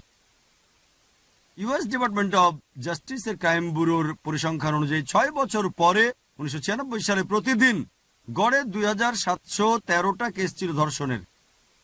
1990 সালে 1756টা ছিল, 1996 সালে 2713টা কেস। হয়তো আমেরিকাটা সাহসী হয়ে গেছে আরো। অর্থাৎ আমেরিকাতে প্রতি 32 সেকেন্ডে একটা ধর্ষণ হচ্ছে। আমরা এই অডিটোরিয়ামে প্রায় 1 ঘন্টারও বেশি সময় ধরে আছি এবং আমেরিকাতে হয়তো এর মধ্যে 100টারও বেশি ধর্ষণ হয়ে গেছে। আমরা যতক্ষণ এখানে আছি, যতক্ষণ আমরা এই অডিটোরিয়ামে বসে আছি, আমেরিকাতে 100-র বেশি ধর্ষণ হয়ে গেছে। আমি আপনাদের প্রশ্ন করি, আমরা যদি আমেরিকাতে ইসলামী শরিয়া চালু করি, যখন একজন পুরুষ কোনো নারীকে দেখে, যদি কোনো কুচিন্তা কুভাবনা তার মাথায় আসে, সে দৃষ্টি নিচু করবে। মেয়েরা পুরো আবৃত থাকবে, পুরো শরীর ঢাকবে, মুখমণ্ডল ও কবজি পর্যন্ত হাত বাঁধে। এরপরে যদি কোনো পুরুষ কোনো নারীকে ধর্ষণ করে, তার বড় শাস্তি হলো মৃত্যুদণ্ড। আমি আপনাদের প্রশ্ন করি, আমেরিকায় ধর্ষণের হার বাড়বে না কমবে? একই থাকবে নাকি কমবে? কমবে না বাড়বে? কমবে। এটাই স্বাভাবিক। শরিয়া আইন প্রয়োগের সাথে সাথে ফল পাবেন আপনারা। আমরা সপ্তম প্রচলিত ভুল ধারণা নিয়ে আলোচনা করব যে ইসলাম মূর্তি পূজা করতে নিষেধ করে, তবে মুসলিমরা কেন কাবার দিকে নত হয়, কেন কাবার পূজা করে? কাবা হচ্ছে একটা পাথর, সারা বিশ্বে যার পূজা করা হয়। সপ্তম ভুল ধারণা। কোরআনে আল্লাহ বলেন সূরা বাকারা অধ্যায় নম্বর 2 আয়াত নম্বর 144 যে তোমরা যেখানে থাকো না কেন পবিত্র মসজিদের দিকে মুখ ফেরাও, কাবার দিকে মুখ করো। সালাতে আপনাকে কাবার দিকে মুখ ফেরাতে হবে এবং নত হতে হবে। কাবা কোন মুসলিম কখনো কাবার পূজা করেনি। কাবা আমাদের কিবলা, এটা একটা দিক। আমরা মুসলিমরা একতায় বিশ্বাস করি। যেমন ধরেন, যদি এখানে সালাত আদায় করতে চাই, কেউ বলবে উত্তর দিকে মুখ করি, কেউ দক্ষিণে, কেউ পূর্ব দিকে, কেউ পশ্চিমে। কোন দিকে মুখ করবো আমরা? একতার জন্য সারা বিশ্বব্যাপী সকল মানুষ একদিকে মুখ করে, অর্থাৎ কাবার দিকে। এটা একতার জন্য। যদি উত্তরে বাস করেন, দক্ষিণে মুখ করতে হবে।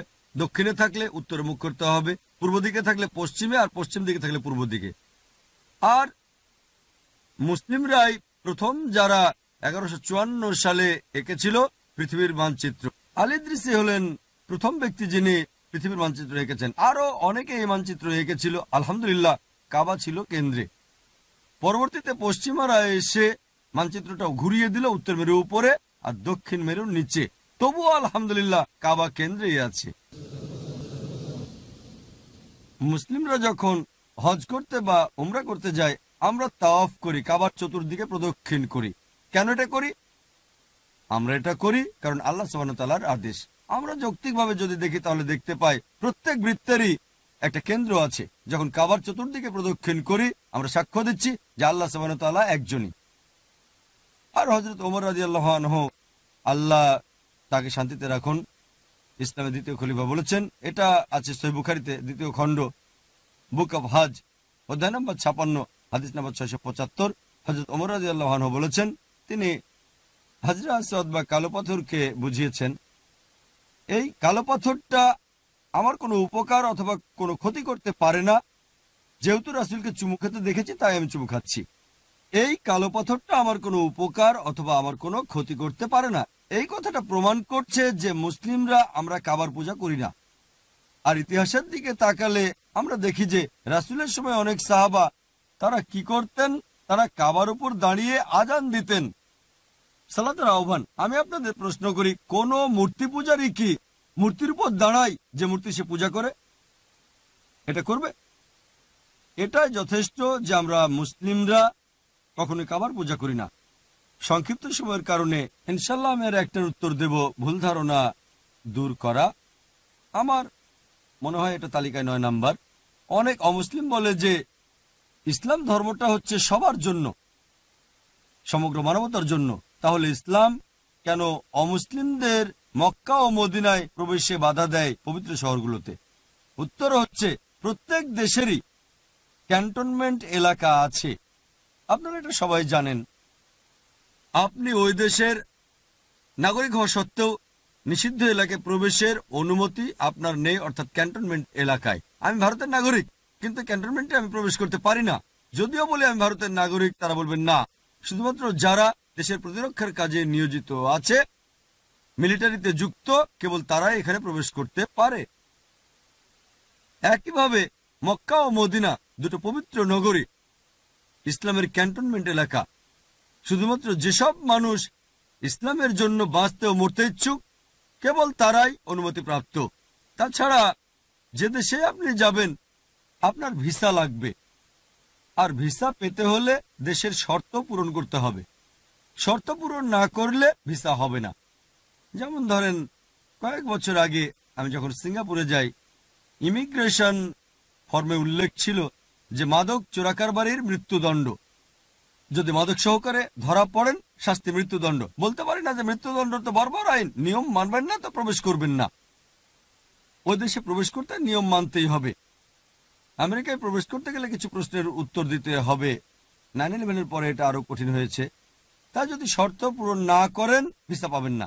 একইভাবে মক্কা ও মদিনায় প্রবেশ করতে, মক্কা ও মদিনার ভিসা হচ্ছে শুধু আপনার ঠোঁটে দিয়ে বলা লা ইলাহা ইল্লাল্লাহ মুহাম্মাদুর রাসূলুল্লাহ, আল্লাহ ব্যতীত কোনো ইলা নেই এবং মুহাম্মদ সাল্লাল্লাহু আলাইহি সাল্লাম আল্লাহর রাসূল। আপনি যদি এটা বলেন তবে ভিসা পাবেন। এখানে সময় কম। ইনশাল্লাহ আপনারা যদি অন্যান্য প্রচলিত ভুল ধারণা জানতে চান, ওয়েবসাইটে দেখতে পারেন www.irf.net। আমি সাধারণত প্রশ্নোত্তর পর্বে অংশগ্রহণ করতে পছন্দ করি, যা আমার খুবই পছন্দের। মতের আদান প্রদানই বেশি ভালো। অবশ্যই এই লেকচার ও প্রশ্নোত্তরের ভিত্তিতে ছিল। ইনশাআল্লাহ আমরা উন্মুক্ত প্রশ্নোত্তর পর্ব পাবো। আমি কোরআনের একটা আয়াতের উদ্ধৃতি দিয়ে শেষ করছি। সূরা ইসরা অধ্যায় নম্বর 17 আয়াত নম্বর 81 বলা হয়েছে, ওয়াকুল জাল হক ওয়া যাকাল বাতিল ইন্নাল বাতিলা কানা যাউকা। সত্যের আগমন হলে মিথ্যা বিলুপ্ত হয়ে যায়, কারণ মিথ্যা তো বিলুপ্ত হবারই জন্য। ও আখির দাওয়ানা আলহামদুলিল্লাহি রাব্বিল আলামিন।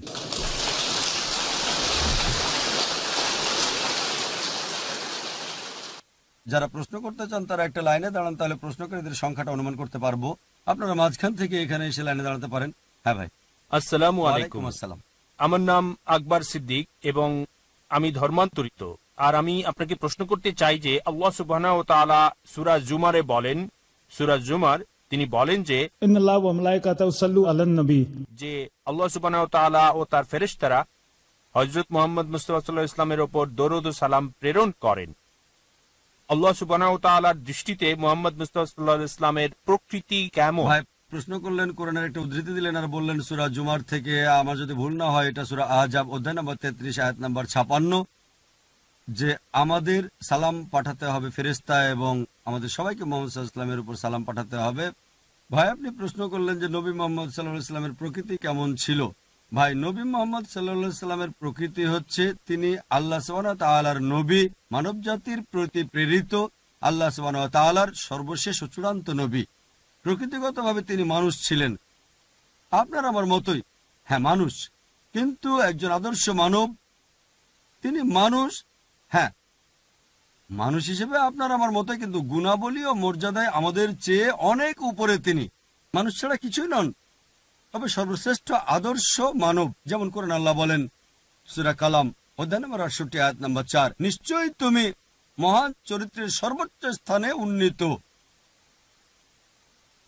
আল্লাহ বলেন সূরা আহজাব অধ্যায় নম্বর 33 আয়াত নম্বর 21, তোমাদের জন্য রাসূলের চরিত্রের মধ্যে উত্তম আদর্শ রহিয়াছে। সুতরাং তিনি মানুষ ছিলেন, কিন্তু তিনি ছিলেন আল্লাহ সুবহানাহু ওয়া তাআলার রাসূল। তিনি সর্বশক্তিমান আল্লাহর নবী ছিলেন। কারণ অনেক মানুষের ভিন্ন ভিন্ন ধর্ম আছে, আর তাদের সর্বশক্তিমান ঈশ্বর মানুষের রূপে পৃথিবীতে নেমে আসেন, সুখ দুঃখের খোঁজ খবর নেন, যা পুরোপুরি অযৌক্তিক। ঈশ্বর যদি পৃথিবীতে আসেন তিনি কিভাবে আদর্শ মানব হতে পারেন? আমি নমুনা পেতে চাইলে তাকে আমার মতো হতে হবে, যার খাওয়ার অথবা ঘুমের দরকার আছে। তাই মোহাম্মদ সাল্লাল্লাহু আলাইহি ওয়াসাল্লাম মানুষ ছিলেন, কিন্তু তিনি ছিলেন আদর্শ মানুষ। তিনি আল্লাহ সুবহানাহু ওয়া তাআলার সর্বশেষ ও চূড়ান্ত রাসূল ছিলেন।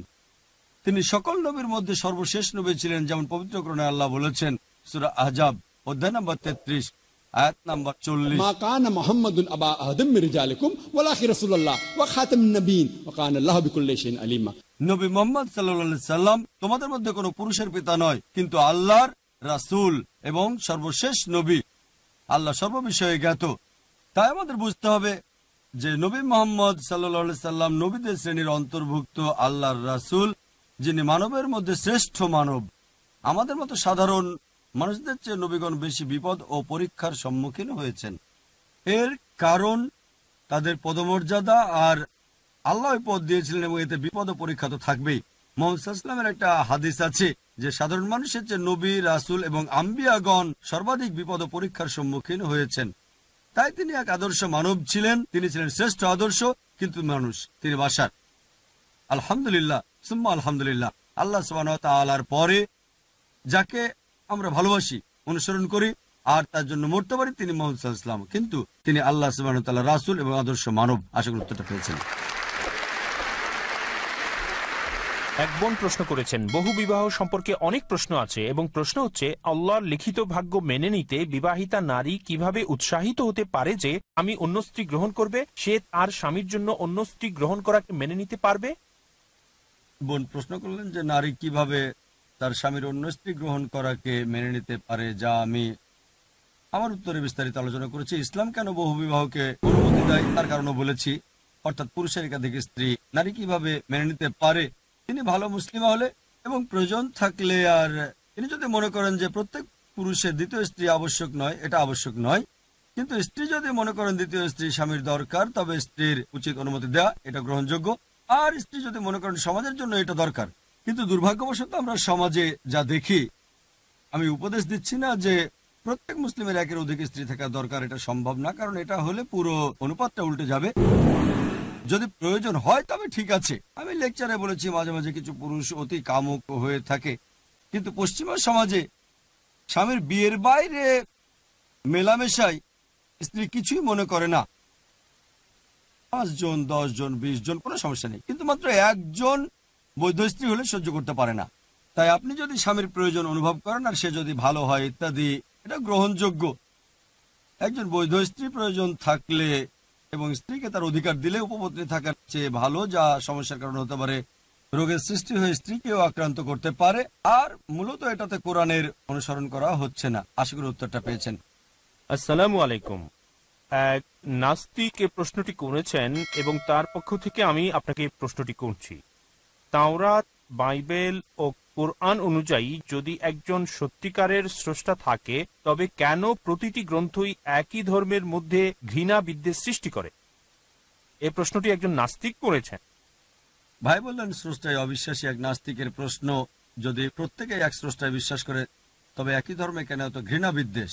আমি কোরআন পড়েছি, বাইবেল পড়েছি, কিন্তু কোরআনের কোথাও বলা হয়নি যে নিজেদের মধ্যে হিংসা বিদ্বেষ করো। কিছু মানুষের ভুল ধারণা থাকতে পারে যে কোরআন বলছে তুমি যাও অমুসলিমদের হত্যা করো, এটাও আবার ভুল ধারণা। কোরআন আলহামদুলিল্লাহ, কোরআনের কোথাও কথা বলা হয়নি যে নিজেদের মধ্যে ঘৃণা বিদ্বেষ ছড়াও। উপরন্তু কোরআন বলছে ভালো দ্বারা মন্দকে প্রতিহত করো, তোমরা ভালো দ্বারা মন্দকে প্রতিহত করো। মাঝে মধ্যে শেষ উপায় হিসেবে আমি আগেও বলেছি, এটা আমাদের শক্তি ব্যবহার করতে হতে পারে যাতে করে শান্তি প্রতিষ্ঠিত হয়, কিন্তু হিংসা বিদ্বেষের কথা বলে না।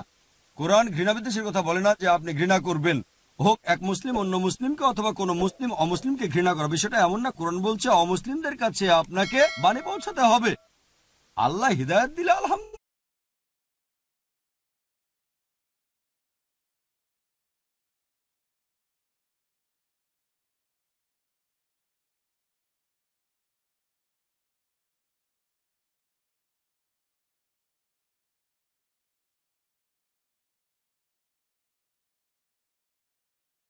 আশা করি উত্তরটা পেয়েছেন। প্রশ্নটা লন্ডনে বোমা হামলা সম্পর্কে। এই বোমা হামলা বিষয়ে পশ্চিমা দেশে বাসকারী মুসলিমদের উদ্দেশ্যে আপনি কি উপদেশ দিবেন, এবং হিজাব খুলে ফেলা কি নারীর জন্য বৈধ হবে? দুটো প্রশ্ন করা হয়েছে। এই গত মাসে ঘটে যাওয়া লন্ডন বোমা হামলা বিষয়ে এবং হিজাব খুলে ফেলা সম্পর্কে এক মুসলিমের ফতোয়া, এ ব্যাপারে আমার মন্তব্য কি? প্রথম প্রশ্নের বিষয়টা হচ্ছে, আমি সফর করার সময় সাধারণত মুসলিমদের দুটো পক্ষ দেখতে পাই। এক পক্ষ বলছে যা ঘটেছে তা সম্পূর্ণ ভুল এবং তারা প্রতিবাদ করে, অন্য দলের মতে পুরোপুরি ঠিক। আর আমি জানি, বিশ্বাস করি আমাদের মধ্যপন্থা অবলম্বন করতে হবে। আমার উত্তর হচ্ছে, গত মাসে লন্ডনে 50 জনের বেশি নিরপরাধ মানুষ হত্যা করা হয়েছিল। 50 জনের বেশি। আর নিরপরাধ মানুষ হত্যা করা হারাম। আল্লাহ বলেন সূরা মাইদা অধ্যায় নম্বর 5 আয়াত নম্বর 32, যদি কেউ কোনো মানুষকে হত্যা করে, আর সেটা যদি হত্যা বা পৃথিবীতে সন্ত্রাস সৃষ্টির কারণে না হয়, সে যেন পুরো মানব জাতিকেই হত্যা করলো। কোরআন বলছে কোনো মানুষ যে কোনো মানুষকে হত্যা করুক, হোক মুসলিম বা অমুসলিম, হোক সে হিন্দু, ইহুদি, খ্রিস্টান, মুসলিম, সে যেন পুরো মানব জাতিকেই হত্যা করলো। আর যদি কেউ কোনো মানুষকে রক্ষা করে, সে যেন পুরো মানব জাতিকেই রক্ষা করলো। 50 জনের বেশি নিরপরাধ মানুষ নিহত হয়, এটার প্রতিবাদ করি। অনেক মুসলিম সংগঠনের প্রধান, আলেম, জ্ঞানী, বিশেষজ্ঞ আমেরিকা, ইউকে বলছে এটার প্রতিবাদ করি। আলহামদুলিল্লাহ, তারা যা করেছে তা ঠিক, কিন্তু আমার মনে হয় এটা যথেষ্ট নয়। আমি একমত যে লন্ডনের এই ঘটনা ছিল ভুল, ইসলামের বিরুদ্ধে। আমরা নিন্দা করি। 9/11-এ যা ঘটেছিল আমরা তার প্রতিবাদ করি। ওয়ার্ল্ড ট্রেড সেন্টারে 5000-এর বেশি মানুষ হত্যা করা হয়েছিল। আমরা থামব না, প্রতিবাদ করি। আফগানিস্তানে হাজারো মানুষ হত্যা করার প্রতিবাদ করি। ইরাকে হাজার হাজার মানুষ হত্যারও। একই সঙ্গে কেন দ্বিমুখী নীতি?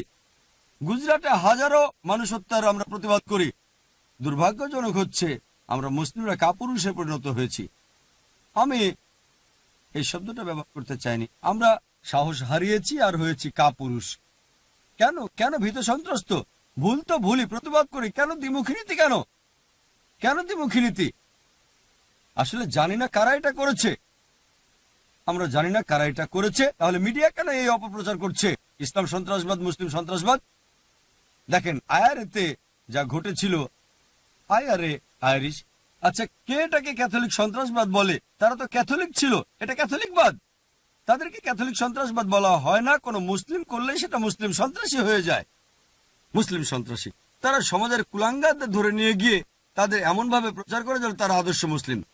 আমাদের সমাজে কুলাঙ্গার আছে, আমি সমর্থন করার চেষ্টা করছি না, আমাদের আছে। ভাবেন এমন এক ব্যক্তি সবচেয়ে বেশি মানুষকে হত্যা করেছিল, কে সে? কে? হিটলার। 6 মিলিয়ন ইহুদি, 6 মিলিয়ন। আমরা কি বলি যে 6 মিলিয়ন ইহুদিকে হত্যার জন্য খ্রিস্টান ধর্ম বলছে? মুসলিনি তিনি কে? খ্রিস্টান ছিলেন। যখন মিডিয়া বলে যে মাদ্রাসাগুলো বন্ধ করে দেওয়া উচিত, কারণ মাদ্রাসাগুলো দাঙ্গা ছড়ায় এবং অন্য মানুষকে মারার প্রশিক্ষণ দেয়। হিটলার কোন মাদ্রাসায় পড়েছিল? মুসলিনি কোন মাদ্রাসার ছাত্র ছিল? কোন মাদ্রাসা? তাই এক্ষেত্রে আমাদের বুঝতে হবে, সত্য কথা বলতে হবে। ভুল তো ভুলই। আমি অস্ট্রেলিয়াতে সন্ত্রাসবাদ ও জিহাদের বিষয়ে লেকচার দিয়েছিলাম, আর মার্কিন কনসুলেট জেনারেল আমাকে প্রশ্ন করেছিল, ভাই জাকির, আপনি কি মনে করেন ওসামা বিন লাদেন সন্ত্রাসী? আমি বলেছিলাম যে সন্ত্রাসী বলতে যদি নিরপরাধ মানুষকে আতঙ্কিত করা বোঝানো হয়, তাহলে আমি ব্যক্তিগতভাবে তাকে চিনি না। আমি তার বন্ধু নই, আমি তাকে চিনি না, তার শত্রুও নই। কোরআন বলছে সূরা হুজুরাত অধ্যায় নম্বর 49 আয়াত নম্বর 6, যখনই তোমরা কোনো খবর পাও তৃতীয় ব্যক্তিকে বলার আগে তা পরীক্ষা করো। বিবিসি, CNN এর উপর ভিত্তি করে আমি বলতে পারি না। আমি ব্যক্তিগতভাবে ওসামা বিন লাদেনের পক্ষেও নই, তার শত্রুও নই, কারণ আমি তার সাক্ষাৎ পাইনি। ঠিক আছে, সাক্ষাৎ করে তার খোঁজ খবর নিলে তখন মন্তব্য করতে পারবো। মিডিয়ার কিছু বিশেষ বিষয় থেকে আমরা জানি যে এটা একটা ঘটনা, কিন্তু বিশেষ বিষয় তিনি প্রধান সন্দেহভাজন। অনেক বেশি মন্তব্য আছে, আপনি নেটে গেলে দেখতে পাবেন। এমন মন্তব্য আছে যে এটা অভ্যন্তরীণ কাজ। কেউ কেউ বলে জর্জ বুশি এটা করেছে। এখন এই তথ্যের ভিত্তিতে আমি বলতে পারি না জর্জ বুশি এটা করেছে, সেই দোষী। আর আফগানিস্তান যখন প্রমাণ চেয়েছিল যে ওসামা কেন এটা করেছে, জর্জ বুশ টনি ব্লেয়ারকে সে প্রমাণ দিয়েছিলেন, মোশাররফকেও দিয়েছিলেন। তর্কের খাতিরে যদি আমরা মেনে নিই যে ওসামা বিন লাদেনই এটা করেছিল, কিভাবে আপনি আফগানিস্তানে হাজারো নিরপরাধ মানুষকে হত্যা করতে পারেন মাত্র একজনের জন্য? এটা করতে পারেন? কোন ধর্ম অনুমতি দেয় আপনাকে? কোন ধর্ম? আর এটা পরীক্ষা করতে হবে না, আমরা নিজেই দেখতে পাই। তিনি টেলিভিশনে বলেছেন আমরা আফগানিস্তান আক্রমণ করতে যাচ্ছি, আর হাজারো মানুষ মারা যাচ্ছে, এবং বিবিসি CNN আমরা হামলা করতে দেখেছি, এটা প্রমাণিত। যদি এখন জিজ্ঞেস করেন কে 1 নম্বর সন্ত্রাসী, আমি বলবো জর্জ বুশ।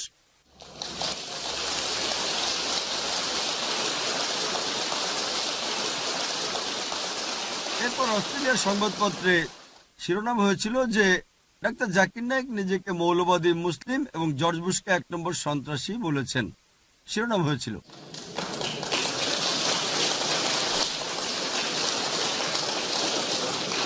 কয়েক বছর আগে লন্ডনে আমি একটা লেকচার দিচ্ছিলাম, আর সেখানে এক তরুণ, বলতে চাই না সে কোন দলের ছিল, ইসলাম ও সন্ত্রাসবাদ বিষয়ে লেকচারের সময় সে খুব খুশি হয়ে দাঁড়িয়ে বলল, তাকবীর, আল্লাহু আকবার, জর্জ বুশের মৃত্যু হোক।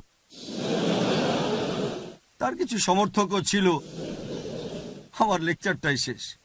তাই আমি দাঁড়িয়ে বললাম, আমাদের প্রিয় নবী মুহাম্মদ সাল্লাল্লাহু আলাইহি ওয়াসাল্লাম বলেছেন ইসলামের 2 ঘোর শত্রু ছিল, দুজনের নামই ছিল ওমর। মুহাম্মদ সাল্লাল্লাহু আলাইহি ওয়াসাল্লাম আল্লাহ সুবহানাহু ওয়া তাআলার কাছে দোয়া করলেন কমপক্ষে এক ওমরকে হিদায়াত দেওয়ার জন্য। ওমর রাদিয়াল্লাহু আনহু ইসলামের 2য় খলিফা, তিনি মুসলিম হলেন। জর্জ বুশেরও হিদায়াতের জন্য আমাদের দোয়া করা উচিত।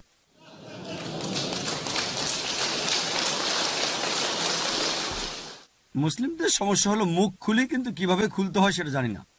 যদি জর্জ বুশকে হিদায়াতের জন্য বলি, কেউ আমাকে দোষ দিতে পারবে?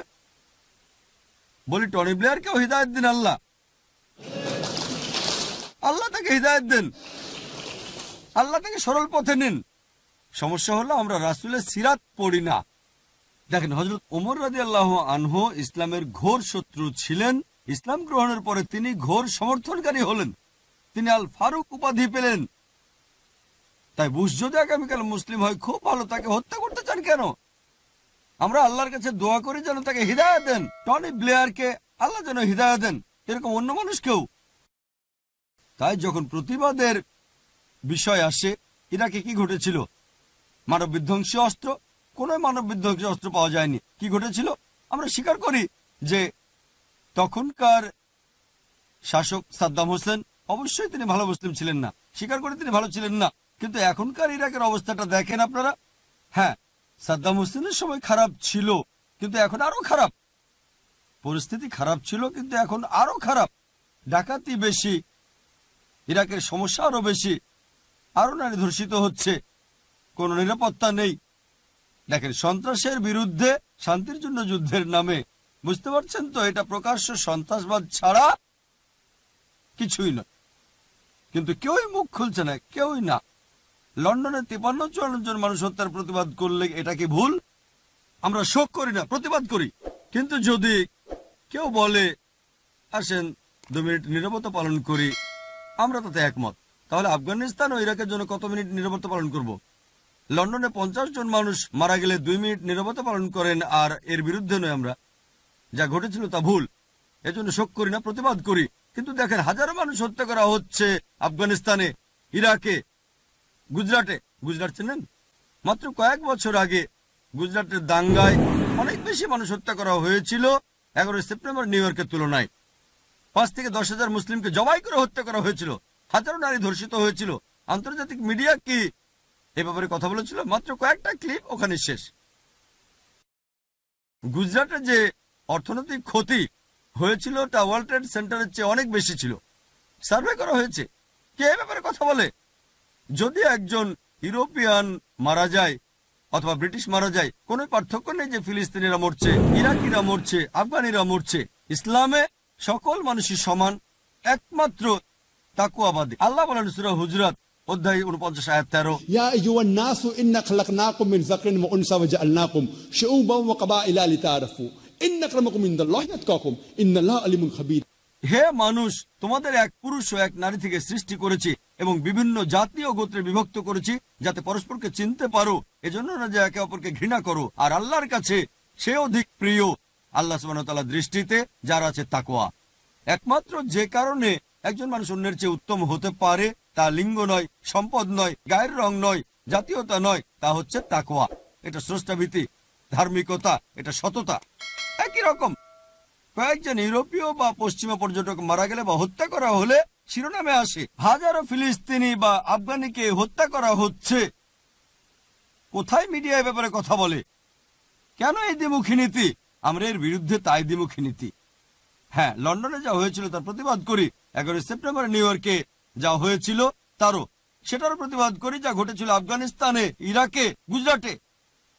মিডিয়া যখন প্রকাশ করে, জানেন আপনারা মিডিয়া কি করে? তারা কুলাঙ্গাদের ধরে নেয় আর প্রশ্ন করে, আপনি কি প্রথমে মুসলিম, প্রথমে ব্রিটিশ, আপনি কি?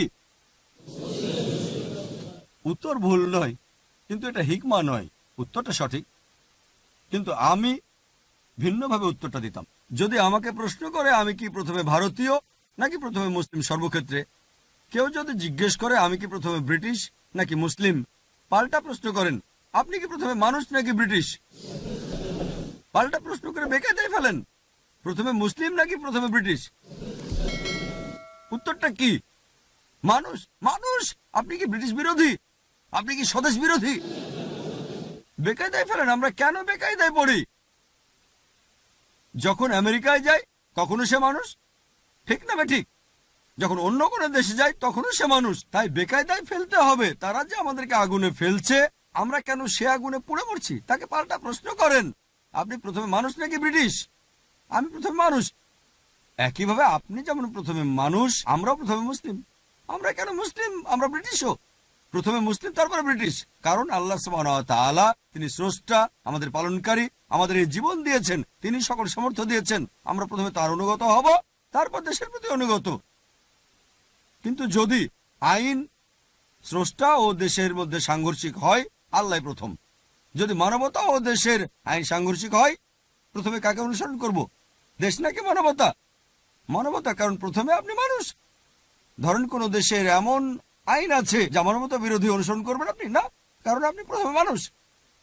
একইভাবে আপনি প্রথমে সৌদি নাকি মুসলিম? প্রথমে মুসলিম। ব্যাপারটা এমন না যে শুধু ব্রিটেনেই প্রথমে মুসলিম, এমনকি সৌদি আরবে প্রথমে মুসলিম পরে সৌদি, ইউএইতে আমরা প্রথমে মুসলিম তারপরে এমিরেটি, কুয়েতে আমরা প্রথমে মুসলিম তারপরে কুয়েতি। কিভাবে বেকায়দায় ফেলতে হয় তা জানতে হবে। দুর্ভাগ্যবশত আমরা জানি না যে আল্লাহ বলেছেন হিকমার সাথে কথা বলো। পাল্টা বিতর্ক করার উপায়টা জানতে হবে।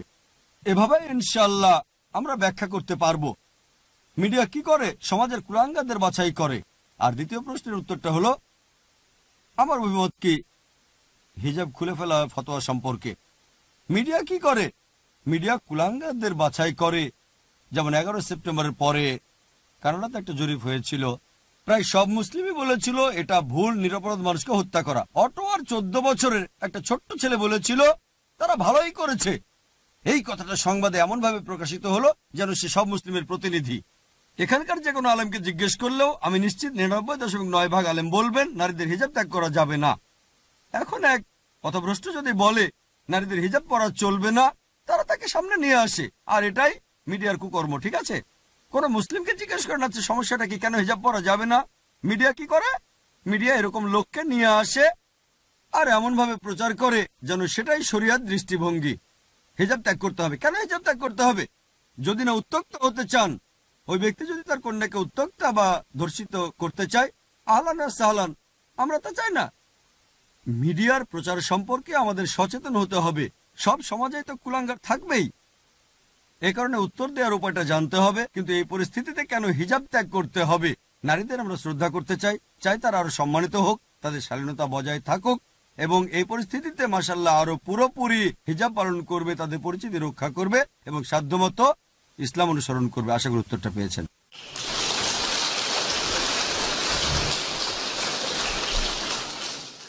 মাঝখান থেকে একজন প্রশ্ন করবে। আমার প্রশ্নটি খুব সাধারণ প্রশ্ন। ঈসার পুনরায় আগমন ও ইমাম মেহেদী সম্পর্কে কুরআন কি বলে?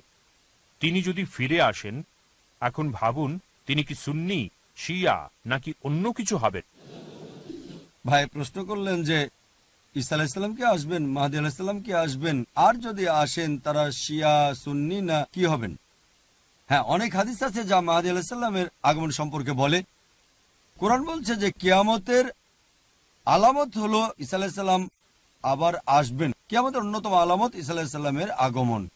এটার উল্লেখ আছে সূরা মাইদা অধ্যায় নম্বর 5 আয়াত নম্বর 116, যে আল্লাহ বারিক তাআলাকে ঈসা আলাইহিস সালাম বলেন, আপনি আমার সাক্ষী থাকুন, আমি তাদের কখনোই বলিনি আমার উপাসনা করো, বরং আমি বলেছি ও বুদুল্লাহ, আল্লাহর ইবাদত করো, রাব্বি ওয়া রাব্বুকুম, যিনি আমার তোমাদের রব। তাই ঈসা আলাইহিস সালাম যে আসবেন, কমপক্ষে 70টা হাদিস আছে যা বলছে ঈসা আলাইহিস সালাম আবার আসবেন। একই ব্যাপার মাহদী আলাইহিস সালামের, কিয়ামতের আগে তারা আসবেন। তারা শিয়া নাকি সুন্নি হবেন, এর উত্তর হচ্ছে তারা মুসলিম হবেন।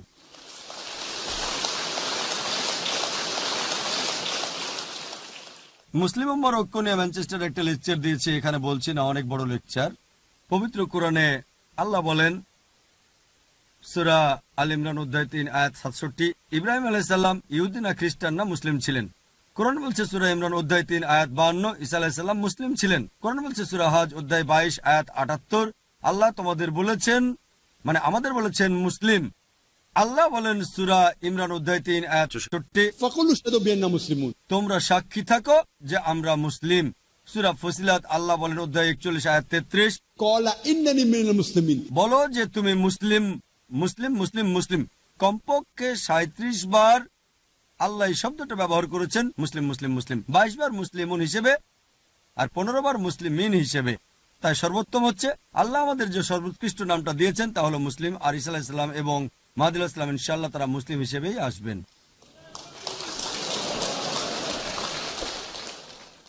একজন অমুসলিম প্রশ্ন করবেন, আমার নাম কিথ ম্যানসন, আমি জানতে চাই যে ইসলাম সম্পর্কে আরো জানার জন্য কোন বইটি সবচেয়ে ভালো হবে। সেটা হতে হবে ইংরেজিতে। আমি ভাইকে অভিনন্দন জানাচ্ছি। মাশাআল্লাহ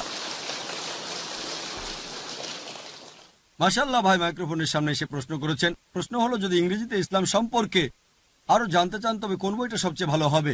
ভাই, ইংরেজিতে সবচেয়ে ভালো বই হলো পবিত্র কোরআনের অনুবাদ।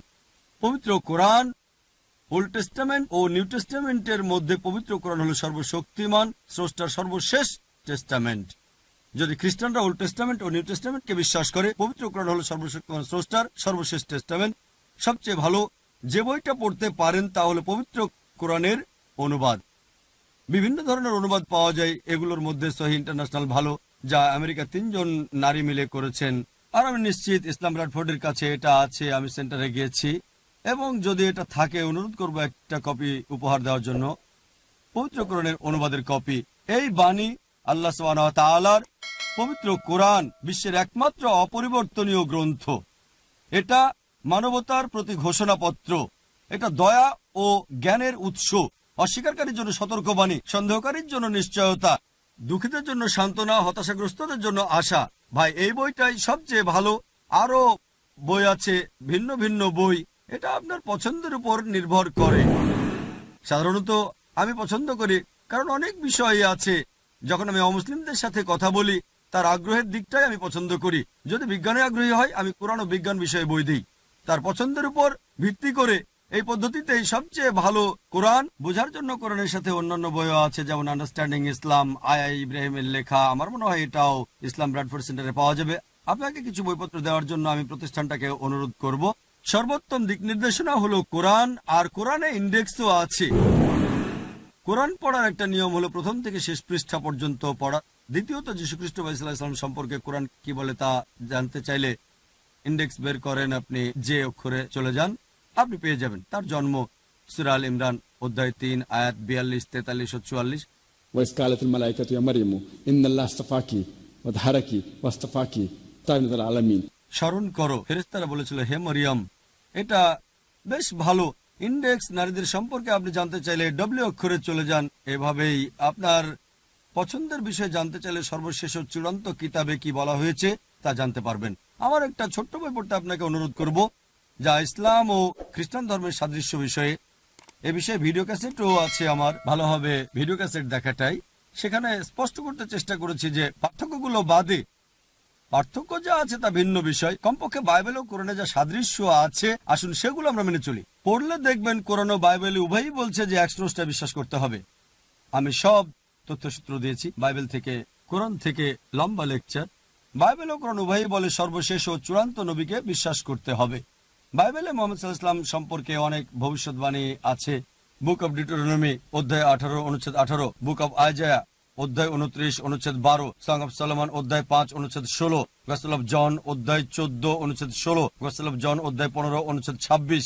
আমি অনেক তথ্যসূত্র দিয়েছি। বাইবেলে মুহাম্মদ সাল্লাল্লাহু আলাইহি ওয়াসাল্লামের ব্যাপারে একটা লেকচার দেওয়া যায়, খ্রিস্টান ধর্মের স্রষ্টা ধারণা বিষয়ে একটা লেকচার দেওয়া যায়। তাই এভাবে ইনশাআল্লাহ আপনি যখন কোরআন পড়বেন এবং বইগুলো পড়বেন, ইনশাআল্লাহ আল্লাহ আপনাকে হেদায়েত দেবেন। আশা করি উত্তরটা পেয়েছেন। এক বোন প্রশ্ন করেছেন, বহু বিবাহ সম্পর্কে অনেক প্রশ্ন আছে এবং প্রশ্ন হচ্ছে, আল্লাহর লিখিত ভাগ্য মেনে নিতে বিবাহিতা নারী কিভাবে উৎসাহিত হতে পারে যে স্বামী অন্য স্ত্রী গ্রহণ করবে, সে তার স্বামীর জন্য অন্য স্ত্রী গ্রহণ করাকে মেনে নিতে পারবে? বোন প্রশ্ন করলেন যে নারী কিভাবে তার স্বামীর অন্য স্ত্রী গ্রহণ করাকে মেনে নিতে পারে, যা আমি আমার উত্তরে বিস্তারিত আলোচনা করেছি। ইসলাম কেন বহু বিবাহকে অনুমতি দেয় তার কারণও বলেছি, অর্থাৎ পুরুষের একাধিক স্ত্রী নারী কিভাবে মেনে নিতে পারে। তিনি ভালো মুসলিমা হলে এবং প্রয়োজন থাকলে, আর তিনি যদি মনে করেন যে প্রত্যেক পুরুষের দ্বিতীয় স্ত্রী আবশ্যক নয়, এটা আবশ্যক নয়, কিন্তু স্ত্রী যদি মনে করেন দ্বিতীয় স্ত্রী স্বামীর দরকার, তবে স্ত্রীর উচিত অনুমতি দেওয়া, এটা গ্রহণযোগ্য। আর স্ত্রী যদি মনে করেন সমাজের জন্য এটা দরকার, কিন্তু দুর্ভাগ্যবশত আমরা সমাজে যা দেখি, আমি উপদেশ দিচ্ছি না যে প্রত্যেক মুসলিমের একের অধিক স্ত্রী থাকা দরকার, এটা সম্ভব না, কারণ এটা হলে পুরো অনুপাতটা উল্টে যাবে। যদি প্রয়োজন হয় তবে ঠিক আছে। আমি লেকচারে বলেছি মাঝে মাঝে কিছু পুরুষ অতি কামুক হয়ে থাকে, কিন্তু পশ্চিমা সমাজে স্বামীর বিয়ের বাইরে মেলামেশায় স্ত্রী কিছুই মনে করে না। 5 জন 10 জন 20 জন কোনো সমস্যা নেই, কিন্তু মাত্র একজন বৈধ স্ত্রী হলে সহ্য করতে পারে না। তাই আপনি যদি স্বামীর প্রয়োজন অনুভব করেন আর সে যদি ভালো হয় ইত্যাদি, এটা গ্রহণযোগ্য। একজন বৈধ স্ত্রী প্রয়োজন থাকলে এবং স্ত্রীকে তার অধিকার দিলে উপপত্নী থাকার চেয়ে ভালো, যা সমস্যার কারণ হতে পারে, রোগের সৃষ্টি হয়ে স্ত্রীকেও আক্রান্ত করতে পারে। আর মূলত এটাতে কোরআনের অনুসরণ করা হচ্ছে না। আশা করি উত্তরটা পেয়েছেন। এখন বোনদের পক্ষ থেকে প্রশ্ন, বলা হয় যে পুরুষের তুলনায় নারীরা বেশি জাহান্নামে যাবে, তাহলে নারীরাই পাপের উৎস, এই কথা কি সত্য? বোন প্রশ্ন করলেন যে নারীরা বেশি সংখ্যায় জাহান্নামে যাবে, এটা একটা হাদিস, তার মানে কি নারীরা পাপের উৎস? এটা হাদিসের অর্ধাংশ। পুরো হাদিসটা হচ্ছে যে আমাদের প্রিয় নবী মুহাম্মদ সাল্লাল্লাহু আলাইহি ওয়াসাল্লাম বলেছেন যে নারীরা বেশি সংখ্যায় জাহান্নামে যাবে কারণ তারা পরচর্চা করে, এটা অন্যতম কারণ। কিন্তু যৌক্তিকভাবে সংক্ষিপ্ত উত্তর দিচ্ছি, পৃথিবীতে যেহেতু পুরুষের চেয়ে নারীর সংখ্যা বেশি, তাই এমনটা হবে। আশা করি উত্তরটা পেয়েছেন। মাঝখান থেকে একটি প্রশ্ন। আসসালামু আলাইকুম, লিডস থেকে উমার বলছি। আপনি জানেন দীর্ঘ সময় ধরে মুসলিমরা পিছিয়ে আছে বিজ্ঞান, প্রযুক্তি এবং অন্যান্য ক্ষেত্রে। আমরা কেন সম্প্রতি পিছিয়ে গেছি, আর মুসলিমরা কেন প্রযুক্তিগত সাহায্য ও অন্যান্য সাহায্যের জন্য পশ্চিমা দেশগুলোর দিকে নত হয়ে থাকে? ভাই খুব ভালো প্রশ্ন করেছেন যে মুসলিমরা কেন পিছিয়ে পড়েছে বিজ্ঞান ও প্রযুক্তিতে, আমরা কেন পশ্চিমা বিশ্বের দিকে তাকিয়ে থাকি ইত্যাদি। ইতিহাসে দেখবেন 8 থেকে 12 শতাব্দীকে ইউরোপিয়ানরা অন্ধকার যুগ বলে থাকে। কাদের জন্য অন্ধকার? কাদের জন্য? ইউরোপিয়ানদের জন্য। আরব মুসলিমরা যে অগ্রগতি লাভ করেছিল তা অসাধারণ, এটা স্বর্ণযুগ ছিল। ইতিহাসে দেখবেন, আমি আগেই বলেছি, প্রথমে যে ব্যক্তি বিশ্বের মানচিত্র এঁকেছিলেন তিনি আল ইদ্রিসি 1154 সালে। গণিতে ভারতীয়রা শূন্য সম্পর্কে জানতো, আরবরা এসে তা জেনে দশমিক বিন্দু আবিষ্কার করলো। এ কারণে এখন আমরা সংখ্যাকে আরবি সংখ্যা হিসেবে বলি 1 2 3 4। এগুলোর জন্য সঠিক শব্দ হচ্ছে আরবি সংখ্যা 1 2 3 4। এটা আরব কর্তৃক। ত্রিকোণমিতিতে আপনি যদি বিশেষজ্ঞকে চেনেন, তার নাম আল বিরুনি, তিনি বিশেষজ্ঞ। পিথাগোরাসের উপপাদ্যটা ত্রিভুজের বিপরীত বাহুর উপর বর্গ অপর 2 বাহুর উপর বর্গের সমান, এটা আলিপ্তুসির। ইতিহাস পড়লে দেখবেন মুসলিমরা পৃথিবীতে শীর্ষে ছিল। রসায়ন শাস্ত্রের জনক তিনি কে? আমরা বইতে পড়ি গ্যাবর গ্যাবর, তিনি জাবির ইবনে হাইয়ান। তারা এমন ভাবে বলে যেন শুনতে পশ্চিমা মনে হয়, গ্যাবর গ্যাবর, তিনি জাবির ইবনে হাইয়ান গ্যাবর। আমরা স্কুলে পড়ি যে ব্যক্তি রক্ত সঞ্চালন প্রথম আবিষ্কার করেন তিনি উইলিয়াম হার্ভে 400 বছর আগেই ইবনে নাফিস সর্বপ্রথম রক্ত সঞ্চালন আবিষ্কার করেছেন। কিন্তু বইয়ে পড়ে উইলিয়াম হার্ভে, কেউ ইবনে নাফিসের নাম জানে না। চিকিৎসা বিজ্ঞানে রাজি, মোহাম্মদ শাকির, তারা দক্ষ ছিলেন। রসায়নের চিকিৎসা শাস্ত্রে গুটি বসন্তে আমরা জানি প্রাচ্যের অ্যারিস্টটল অ্যাভিসিনা, আলী ইবনে সিনা অ্যাভিসিনা। তাই বিজ্ঞানে আমরা মনে করি এটা পশ্চিমে অ্যাভিসিনা, তিনি আলী ইবনে সিনা। আমি শত শত মুসলিম বিজ্ঞানী নাম বলতে পারি, তবে আমি আপনার সাথে একমত। আমিও একমত। এখন মুসলিমরা পিছিয়ে পড়েছে, মুসলিমরা পৃথিবীর শীর্ষে ছিল। বর্তমানে মুসলিমরা যে কারণে পিছিয়ে পড়েছে এবং আমরা অপ্রীতিকর চাপ সামলাচ্ছি, কারণ ওই সময়ে আমরা আমাদের ধর্মের নিকটে ছিলাম। এখন মুসলিমরা ধর্ম থেকে অনেক দূরে সরে গেছে কোরআন সুন্নাহ থেকে। পশ্চিমারা এগিয়ে গেছে কারণ তারাও তাদের ধর্ম থেকে দূরে সরে গেছে। আমরা পিছিয়ে পড়েছি কারণ আমরা আমাদের ধর্ম থেকে দূরে সরে গেছি। পশ্চিমারা এগিয়ে যাচ্ছে কারণ তারাও তাদের ধর্ম থেকে দূরে সরে গেছে। তাদের ধর্ম সত্য নয়, আমাদের ধর্ম সত্য। আমরা যেহেতু কোরআন সুন্নাহ থেকে দূরে সরে গেছি, তাই আজ আমাদের এই পরিস্থিতি। আমরা যদি কোরআন ও সহিহ হাদিসের দিকে ফিরে যাই এবং আল্লাহ ও তার রাসূলের হিদায়া বাস্তবায়িত করি, ইনশাআল্লাহ আবারও পৃথিবীর শীর্ষে আমরাই থাকবো। আশা করি উত্তরটা পেয়েছেন।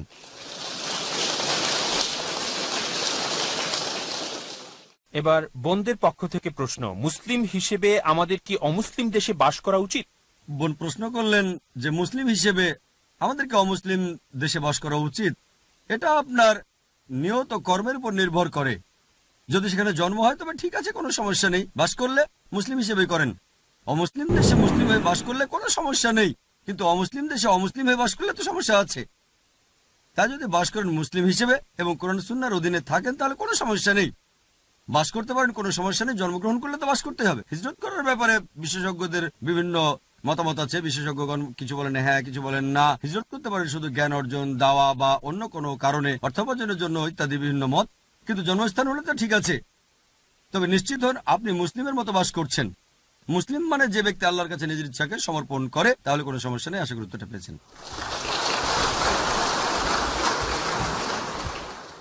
এদিক থেকে একটি প্রশ্ন।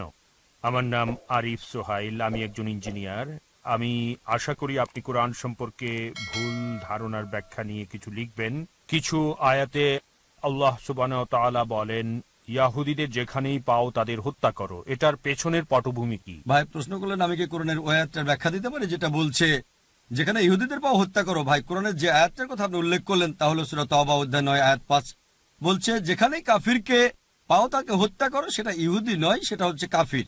এই শব্দটা আছে, এটা ব্যাখ্যা হলো ইসলামের অনেক সমালোচক এই আয়াতগুলো উল্লেখ করে আর বলে কোরআন বলছে যেখানে কাফিরকে পাও অমুসলিম তাকে হত্যা করো। আর কোরআন পড়লে এটা পাবেন তারা এই আয়াতটার উদ্ধৃতি দেয় প্রসঙ্গ ছাড়া উদ্ধৃতি দেয়। এর প্রসঙ্গটা জানতে প্রথম কয়েকটা আয়াত পড়লে সূরা তাওবা অধ্যায় নম্বর 9। এটা মুসলিম ও মক্কার মুশরিকদের মধ্যে শান্তি চুক্তির কথা বলছে। মক্কার মুশরিকরা যখন এই শান্তি চুক্তিটা ভেঙে ফেলে তখনই আল্লাহ সুবহানাহু ওয়া তাআলা 5 নম্বর আয়াত নাজিল করেন 4 মাসের মধ্যে সেই চুক্তি নবায়ন করতে তাদের শেষ সুযোগটা দেন, নইলে যুদ্ধ করতে হবে। আর যুদ্ধক্ষেত্রে আল্লাহ সুবহানাহু ওয়া তাআলা বলেন মুসলিমরা ভয় পেও না, যেখানেই কাফির পাও তাদেরকে হত্যা করো। এটা যুদ্ধক্ষেত্রে। এখন কোন আর্মি জেনারেল তার সেনাবাহিনীর সাহস বাড়াতে অবশ্যই বলবেন যেখানে শত্রুকে পাবে তাকে হত্যা করো। তিনি বলবেন না শত্রু দেখলে পালিয়ে যাও। ধরেন আমেরিকা আর ভিয়েতনামের মধ্যে যুদ্ধ হচ্ছে, আমেরিকার প্রেসিডেন্ট বললেন যেখানে ভিয়েতনামি পাবে তাদেরকে হত্যা করো। আর এখন যদি এটা প্রসঙ্গ ছাড়া আমি বলি যে আজকে আমেরিকার প্রেসিডেন্ট বললেন যেখানে ভিয়েতনামিকে পাবে তাকে হত্যা করো, আমি তাকে কসাই বানালাম। তাই এটা যুদ্ধক্ষেত্রের কথা ছিল। আমাদের ভারতে ইসলামের অন্যতম সমালোচক অরুণ সুরি এবং আরো অনেকেই এই আয়াতের উদ্ধৃতি দেন। তিনি দ্য ওয়ার্ল্ড অফ ফতোয়া নামে একটা বই লিখেছেন। তিনি এই আয়াত সূরা তাওবা অধ্যায় 9 আয়াত 5 থেকে লাফিয়ে 7 নম্বর আয়াতে চলে যান। কেন জানেন? কারণ 6 নম্বর আয়াতে উত্তর আছে। সূরা তাওবা অধ্যায় 9 আয়াত 6 বলছে যে যদি শত্রুরা, মুশরিকরা, কাফিররা আশ্রয় চায়, শান্তি চায়, তবে শুধু শান্তি নয় বরং নিরাপদ স্থানে পৌঁছে দেবে যাতে তারা আল্লাহর কালাম শুনতে পারে। বর্তমানে সবচেয়ে দয়ালু জেনারেল হয়তো বলবেন শত্রু যদি শান্তি চায় তো ছেড়ে দাও। আর কোরআন বলছে শুধু ছেড়েই দেবে না, নিরাপদ স্থানে পৌঁছে দেবে। দেখেন সব আয়াতেই, কোরআনের প্রায় সবগুলো আয়াতে যেগুলো যুদ্ধ নিয়ে বলে তার পরের আয়াতেই শান্তি নিয়ে কথা বলছে। এমনকি সূরা আনফাল অধ্যায় 8 আয়াত 60, যা আমি আগেও বলেছি, অবিশ্বাসীদের মনে আতঙ্ক সৃষ্টি করো, কিন্তু তারপরের আয়াতে বলছে তারা শান্তি চাইলে শান্তি দাও। প্রায় সব আয়াত যেগুলো যুদ্ধ সম্পর্কে বলে পরের আয়াতে শান্তির কথা বলছে, কারণ ইসলাম শান্তির ধর্ম। দুর্ভাগ্যবশত তারা এটার প্রসঙ্গ ছাড়া বলেছে এবং তারা শুধু উদ্ধৃতি দেয়। এ কারণে এত দ্বিধাদ্বন্দ্ব। আশা করি উত্তরটা পেয়েছেন।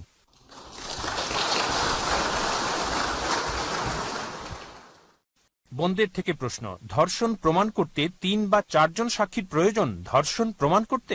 বোন প্রশ্ন করলেন যে ধর্ষণ প্রমাণ করতে কি 3 বা 4 জন সাক্ষী প্রয়োজন দরকার নেই, যদি থাকে আলহামদুলিল্লাহ। ব্যভিচারের জন্য যা দরকার, যদি কোনো অভিযোগ থাকে অমুক ব্যক্তি বা অমুক নারী ব্যভিচারে জড়িত অর্থাৎ জিনা, তাহলে আপনাকে 4 জন সাক্ষী দিতে হবে। 4 জন সাক্ষী না পাওয়া গেলে অভিযোগকারীকে সূরা নূর অনুযায়ী অধ্যায় নম্বর 24 আয়াত নম্বর 4 80 বেত্রাঘাত মারবে। এটা ব্যভিচারের জন্য। ধর্ষণের ক্ষেত্রে সাক্ষী থাকলে ভালো, এমনকি সাক্ষী না থাকলেও যদি আনুষঙ্গিক প্রমাণাদি থাকে, যদি প্রমাণিত হয়, কারণ ধর্ষণের ক্ষেত্রে 4 জন বা 3 জন সাক্ষী খোঁজার প্রয়োজন নেই, পাবেন না। তাই ধর্ষণের ক্ষেত্রে আনুষঙ্গিক প্রমাণাদি, অভিযুক্ত ব্যক্তি যদি দোষী প্রমাণিত হয় যে কোনো পদ্ধতিতে, এখন অনেক বৈজ্ঞানিক পদ্ধতি আছে, এমনকি বীর্য পরীক্ষা করতে পারেন এবং সবাই জানতে পারেন কোনো আনুষঙ্গিক প্রমাণাদির মাধ্যমে নিশ্চিতভাবে কেউ যদি ধর্ষক প্রমাণিত হয় সে কঠোর শাস্তি পাবে। সাক্ষী আবশ্যক নয়, যদি থাকে তা অতিরিক্ত সাহায্য। আশা করি উত্তরটা পেয়েছেন। আমরা অনুষ্ঠানের প্রায় শেষ প্রান্তে চলে এসেছি। মাঝখান থেকে আমরা আরো একটি প্রশ্ন নিব। আসসালামু আলাইকুম। আমার প্রশ্ন হলো, ব্রিটিশ সরকার এবং এই দেশের মিডিয়া তারা মুসলিম সমাজকে দুভাগে ভাগ করতে চায়। এভাবে মুসলিমরা কিছু হলো চরমপন্থী এবং অন্য মুসলিমরা হলো নরমপন্থী। যারা ইরাক ও আফগানিস্তান সম্পর্কে কথা বলে তারা চরমপন্থী, আপনি যেমনটি বললেন, এবং তারা পররাষ্ট্র নীতিরও সমালোচনা করে ইত্যাদি। তাই আমার প্রশ্ন হলো, মুসলিমদের কি সম্মিলিত ফান্ড দেখানো উচিত এবং অন্য কি কি বিষয়ে আমরা আলোচনা করতে পারি এবং দেখাতে পারি যে আমরা সবাই এক? প্রশ্ন করলেন যে সরকার বলেছে কিছু মুসলিম চরমপন্থী এবং কিছু মুসলিম নরমপন্থী। মুসলিম তো মুসলিমই। আল্লাহ কোরআনে বলেন সূরা বাকারা অধ্যায় 2 আয়াত 208, উদখুলু ফিস-সিলমি কাফা, পূর্ণভাবে ইসলামে প্রবেশ করো। আপনি যদি মুসলিম হন তাহলে ইসলামে পূর্ণভাবে প্রবেশ করেন, নইলে আপনি ভণ্ড মুসলিম। আমি বলি মুসলিম বা ভণ্ড মুসলিম, চরমপন্থী বা নরমপন্থী মুসলিম বলে কিছু নেই। হয় মুসলিম নয় ভণ্ড মুসলিম।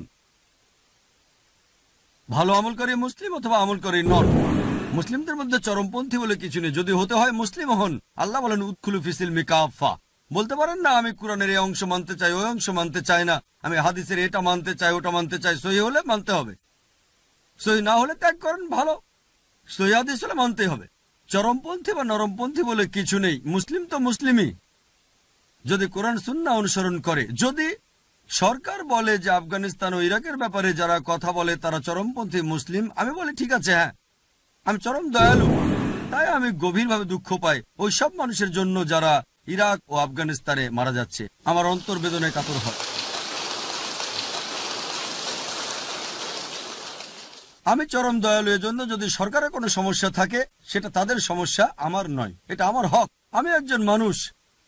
অন্য কোনো নিরপরাধ মানুষ যাকে আতঙ্কিত করা হচ্ছে, যাকে হত্যা করা হচ্ছে, তাদের পক্ষে কথা বলবো। কারণ ব্রিটিশ হওয়ার আগে প্রথমে আমি মুসলিম, আমি মানুষ। আমি শুধু ব্রিটিশ নই। আপনারা কি উত্তর দেবেন তা আমি বলে দিচ্ছি, আমি পর্যটক, আমি ভারতীয়। আপনাদের বুঝতে হবে যে হ্যাঁ, সরকার যদি বলে যে আমি এমন কিছু বলছি, আমি যদি তাদের সমর্থন করি যারা নিরীহ মানুষকে আতঙ্কিত করছে, তাহলে সেটা ভুল। আমরা অবশ্যই এমন কোনো মানুষকে সমর্থন করছি না যারা কোনো নিরীহ মানুষকে আতঙ্কিত করছে। যারা কোনো নিরীহ মানুষকে আতঙ্কিত করছে, আমরা যদি তাদের বিরুদ্ধে কথা বলি, হ্যাঁ তা আমরা বলি, কিন্তু আমরা তাদের পক্ষে বলছি না। হোক সে একজন আমেরিকার অধিবাসী বা ব্রিটিশ বা যে কেউ হোক, মুসলিম বা অমুসলিম, এটা প্রত্যেক মুসলিমের দায়িত্ব। কারণ আমাদের প্রিয় নবীজি মুহাম্মদ সাল্লাল্লাহু আলাইহি ওয়াসাল্লাম বলেছেন, খারাপ কিছু দেখলে যদি পারো হাত দিয়ে বন্ধ করো, যদি হাত দিয়ে বন্ধ করতে না পারো তোমার জিহ্বা দিয়ে তা বন্ধ করো, যদি জিহ্বা দিয়ে করতে না পারো তাহলে মনে মনে ঘৃণা করো। এটা করলে তুমি হবে নিচু স্তরের মুমিন, নিম্ন পর্যায়ের। যদি মনে করেন হাত দিয়ে বন্ধ করতে পারবেন তাহলে করেন। যে কোনো খারাপ, আল্লাহ যদি আপনাকে কথা বলার ক্ষমতা দেন আর না বলেন, সে ক্ষমতা আল্লাহ নিয়ে নেবেন। যদি মনে করেন ঠিক আছে কথা বললে সমস্যা হয়ে যেতে পারে, এইটুকু সাহস আপনার না থাকলে তখন অন্তর দিয়ে ঘৃণা করেন, তাহলে হবে নিচু স্তরের মুমিন। কিন্তু বাণী পৌঁছানোর উপায় আমাদের জানতে হবে। অধিকাংশ সময়ই মুসলিমরা বোকার মতো মন্তব্য করে। মাশাআল্লাহ, আমি ভারতে মন্তব্য করি দাওয়া দিতে। বোম্বে দাওয়া দেওয়া হলো অন্যতম একটা কঠিন জায়গা। জানি না আপনাদের বোম্বে সম্পর্কে জানা আছে কিনা। বোম্বে খুবই কঠিন, অবশ্য এখানে সহজ। তবু আল্লাহ তাআলার সাহায্যে আলহামদুলিল্লাহ সুম্মা আলহামদুলিল্লাহ 8 বছর ধরে দাওয়া দিয়ে যাচ্ছি। প্রতিদিন সকালে বড় ধরনের দাওয়া প্রোগ্রাম কেবল টিভিতে পৌঁছে যাচ্ছে 1.5 মিলিয়নের বেশি ঘরে। প্রকাশ্যে আমি বেদ নিয়ে কথা বলি, সরকার নিয়ে কথা বলি, কিন্তু হিকমার সাথে। এবং আল্লাহ সুবহানাহু ওয়া তাআলা ও আমাদের প্রিয় নবী মুহাম্মদ সাল্লাল্লাহু আলাইহি সাল্লামের নির্দেশনা অনুসারে। তাই হিকমার সাথে কথা বলতে হবে। আমি খুবই সচেতন, কিন্তু আপনি কিভাবে করছেন তা গুরুত্বপূর্ণ। বুদ্ধর মূর্তি ধ্বংস করা নিয়ে যে ঘটনাটা ঘটেছিল, তালেবানরা বুদ্ধর মূর্তি ধ্বংস করেছিল, এটা লজ্জাকর। যেসব মানুষ মিডিয়াতে এসেছিল, সকল তথাকথিত ইসলামী বিদ্বানরা, তাদের সবাই প্রতিবাদ করেছিল যে মূর্তি ধ্বংস করা ভুল কাজ, ভুল ভুল। আমি মিডিয়াতে বলেছিলাম যে মুসলিম আলেমরা যদি মনে করেন যে যারা বুদ্ধের মূর্তি ধ্বংস করেছে তাদের পক্ষে কথা বলা মুসলিম উম্মার জন্য সমস্যা হতে পারে, তাহলে অন্তত নিজের মুখটা বন্ধ রাখতে পারেন কমপক্ষে। এক হিন্দু আমাকে প্রশ্ন করেছিল যে আফগানিরা যেহেতু ক্ষমতায় অধিষ্ঠিত, তাই তারা মূর্তি ধ্বংস করেছে, ভারতে এটা কখনোই ঘটবে না, কেউই মূর্তি ধ্বংস করবে না, ইসলাম কিভাবে অনুমতি দেয়? আমি তাদের বললাম, বোম্বের স্থানীয় এয়ারপোর্টের বাইরে সান্তাক্রুজে মহাবীরের একটা বড় মূর্তি ছিল। জৈনরা মহাবীরের বিশ্বাস করে, এটা ছিল উলঙ্গ একটা মূর্তি। তাই মানুষ অভিযোগ করেছিল ওই মূর্তিটা গোপনাঙ্গ ঢেকে দিতে হবে। সরকার বাধ্য হয়েছিল সেটা করতে। কয়েক মাস পরে তারা মূর্তিটা ভেঙে ফেলেছে। আর ওই সব মানুষ যারা মূর্তির ব্যাপারে অভিযোগ করেছিল, তারাই আজ বুদ্ধের মূর্তি ধ্বংসকারীদের প্রতিবাদ করে যাচ্ছে। আফগানিস্তানে বাসকারী বৌদ্ধদের চেয়ে আমাদের ভারতে বেশি জৈন বসবাস করে। তুলনামূলক ধর্মের ছাত্র হিসেবে আমি বলেছি, কি ঘটেছে আমি জানি না, তবে আমি নিশ্চিতভাবে জানি যে আফগানিরা সেখানে বৌদ্ধদের শিখিয়ে দিচ্ছে। কারণ বুদ্ধ কখনোই বলেননি যে আমার মূর্তি তৈরি করো, কখনোই বলেননি মূর্তির উপাসনা করো। আমি তুলনামূলক ধর্মের ছাত্র, ধর্মপদ পড়েছি। তাই এইসব আফগান তালেবান বৌদ্ধদের শেখাচ্ছে, বুদ্ধ কখনোই বলেননি আমার মূর্তি তৈরি করো, তিনি কখনোই বলেননি মূর্তি পূজা করো, সেটাই তারা শেখাচ্ছে। এক সাংবাদিক আমাকে জিজ্ঞেস করলো, ভাই জাকির, আপনি কি মনে করেন না যে এটা লাখ লাখ বৌদ্ধের অনুভূতিতে আঘাত করে?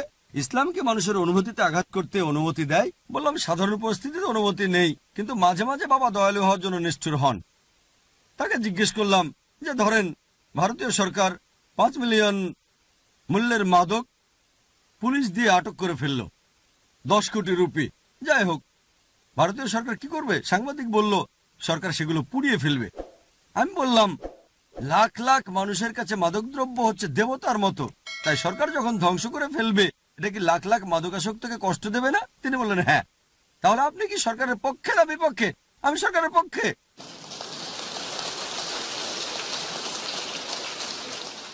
আমি ভারতীয় সরকারের পক্ষে, কারণ লাখ লাখ মাদকাসক্ত কষ্ট পাওয়ার পরেও ভারতীয় সরকার, তারা জানে যে এটা অনেক ক্ষতিকারক, তাদের স্বাস্থ্যের ক্ষতি করবে। আর আখিরাতের বিষয়ে মুসলিমরা জানে, ইনশাআল্লাহ আরো জানে যে এটা বৌদ্ধদের জন্য উপকারী। আমি ওই হিন্দুকে প্রশ্ন করলাম, ধরেন আপনি একটা বাড়ি কিনলেন, আর আপনার ওই বাড়িতে যদি কাবা খোদাই করা থাকে, তখন আপনি কি করবেন? আপনি কি ধ্বংস করবেন না? সে বলতে ভয় পাচ্ছিল যে এটা সরিয়ে ফেলবো। আপনি কি ধ্বংস করবেন না, সরিয়ে ফেলবেন না? সে বলল, হ্যাঁ, কারণ আপনি বাড়ির মালিক। সুতরাং আফগানিরা হচ্ছে দেশটার মালিক, মূর্তিটাও তাদের দেশে আছে। এখন না বলার কে আপনি? তারা কি আপনার দেশে এটাকে ধ্বংস করতে যাচ্ছে কখনো? যেসব বিজ্ঞান বলেছিল উদু ইলা সাবিলি রাব্বিকা বিল হিকমা, এটা হিকমা নয়, এটা হিকমা নয়, তারা আসলে জানেই না। ব্যাকগ্রাউন্ডটা হচ্ছে সূরা নাহাল অধ্যায় 16 আয়াত 125। উদু ইলা সাবিলি রাব্বিকা বিল হিকমা। রুকু শুরুর প্রথম কয়েকটা আয়াত বলছে যে নবী ইব্রাহিমের জীবন আদর্শ একটা উত্তম উদাহরণ। নবী ইব্রাহিম আলাইহিস সালাম কি করেছিলেন? তিনি মূর্তি ভেঙেছিলেন। তাই উদু ইলা সাবিলি রাব্বিকা বিল হিকমা, এর মানে নরম সুরে কথা বলা নয়। হিকমা মানে বাণী প্রচার করা, কখনো নম্রভাবে, কখনো বা শক্তভাবে। হিকমা মানে জ্ঞানের সাথে। এর মানে শুধু নম্রতা নয়, অনেক সময় নম্র হিকমা, মাঝে মাঝে কঠোর হিকমা।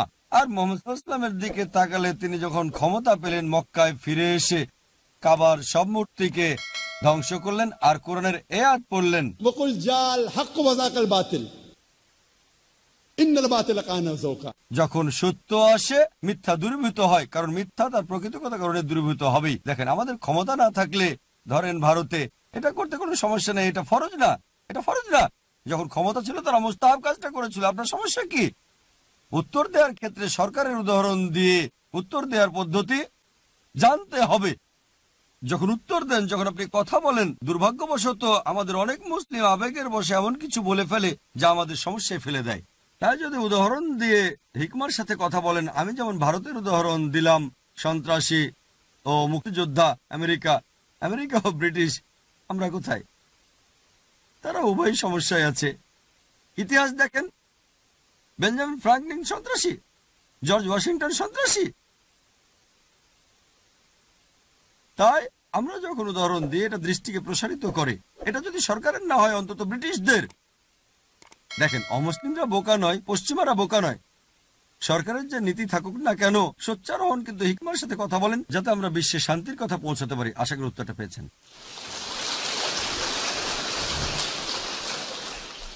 বোনদের থেকে সর্বশেষ প্রশ্ন, কারণ মাগরিবের সময় হয়েছে, নারীরা কি জিহাদে যেতে পারবে?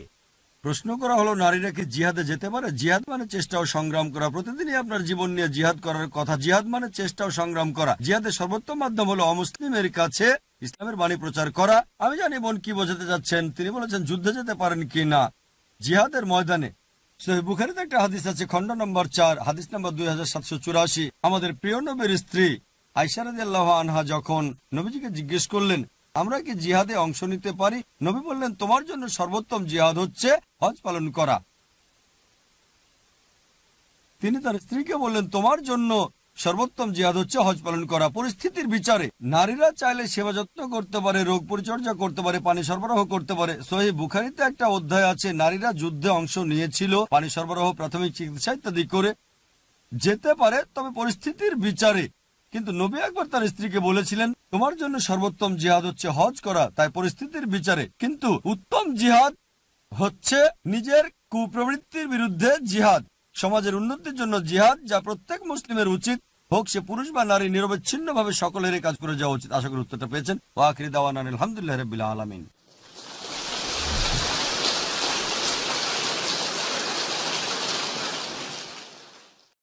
Allahu Allahu Allahu Allahu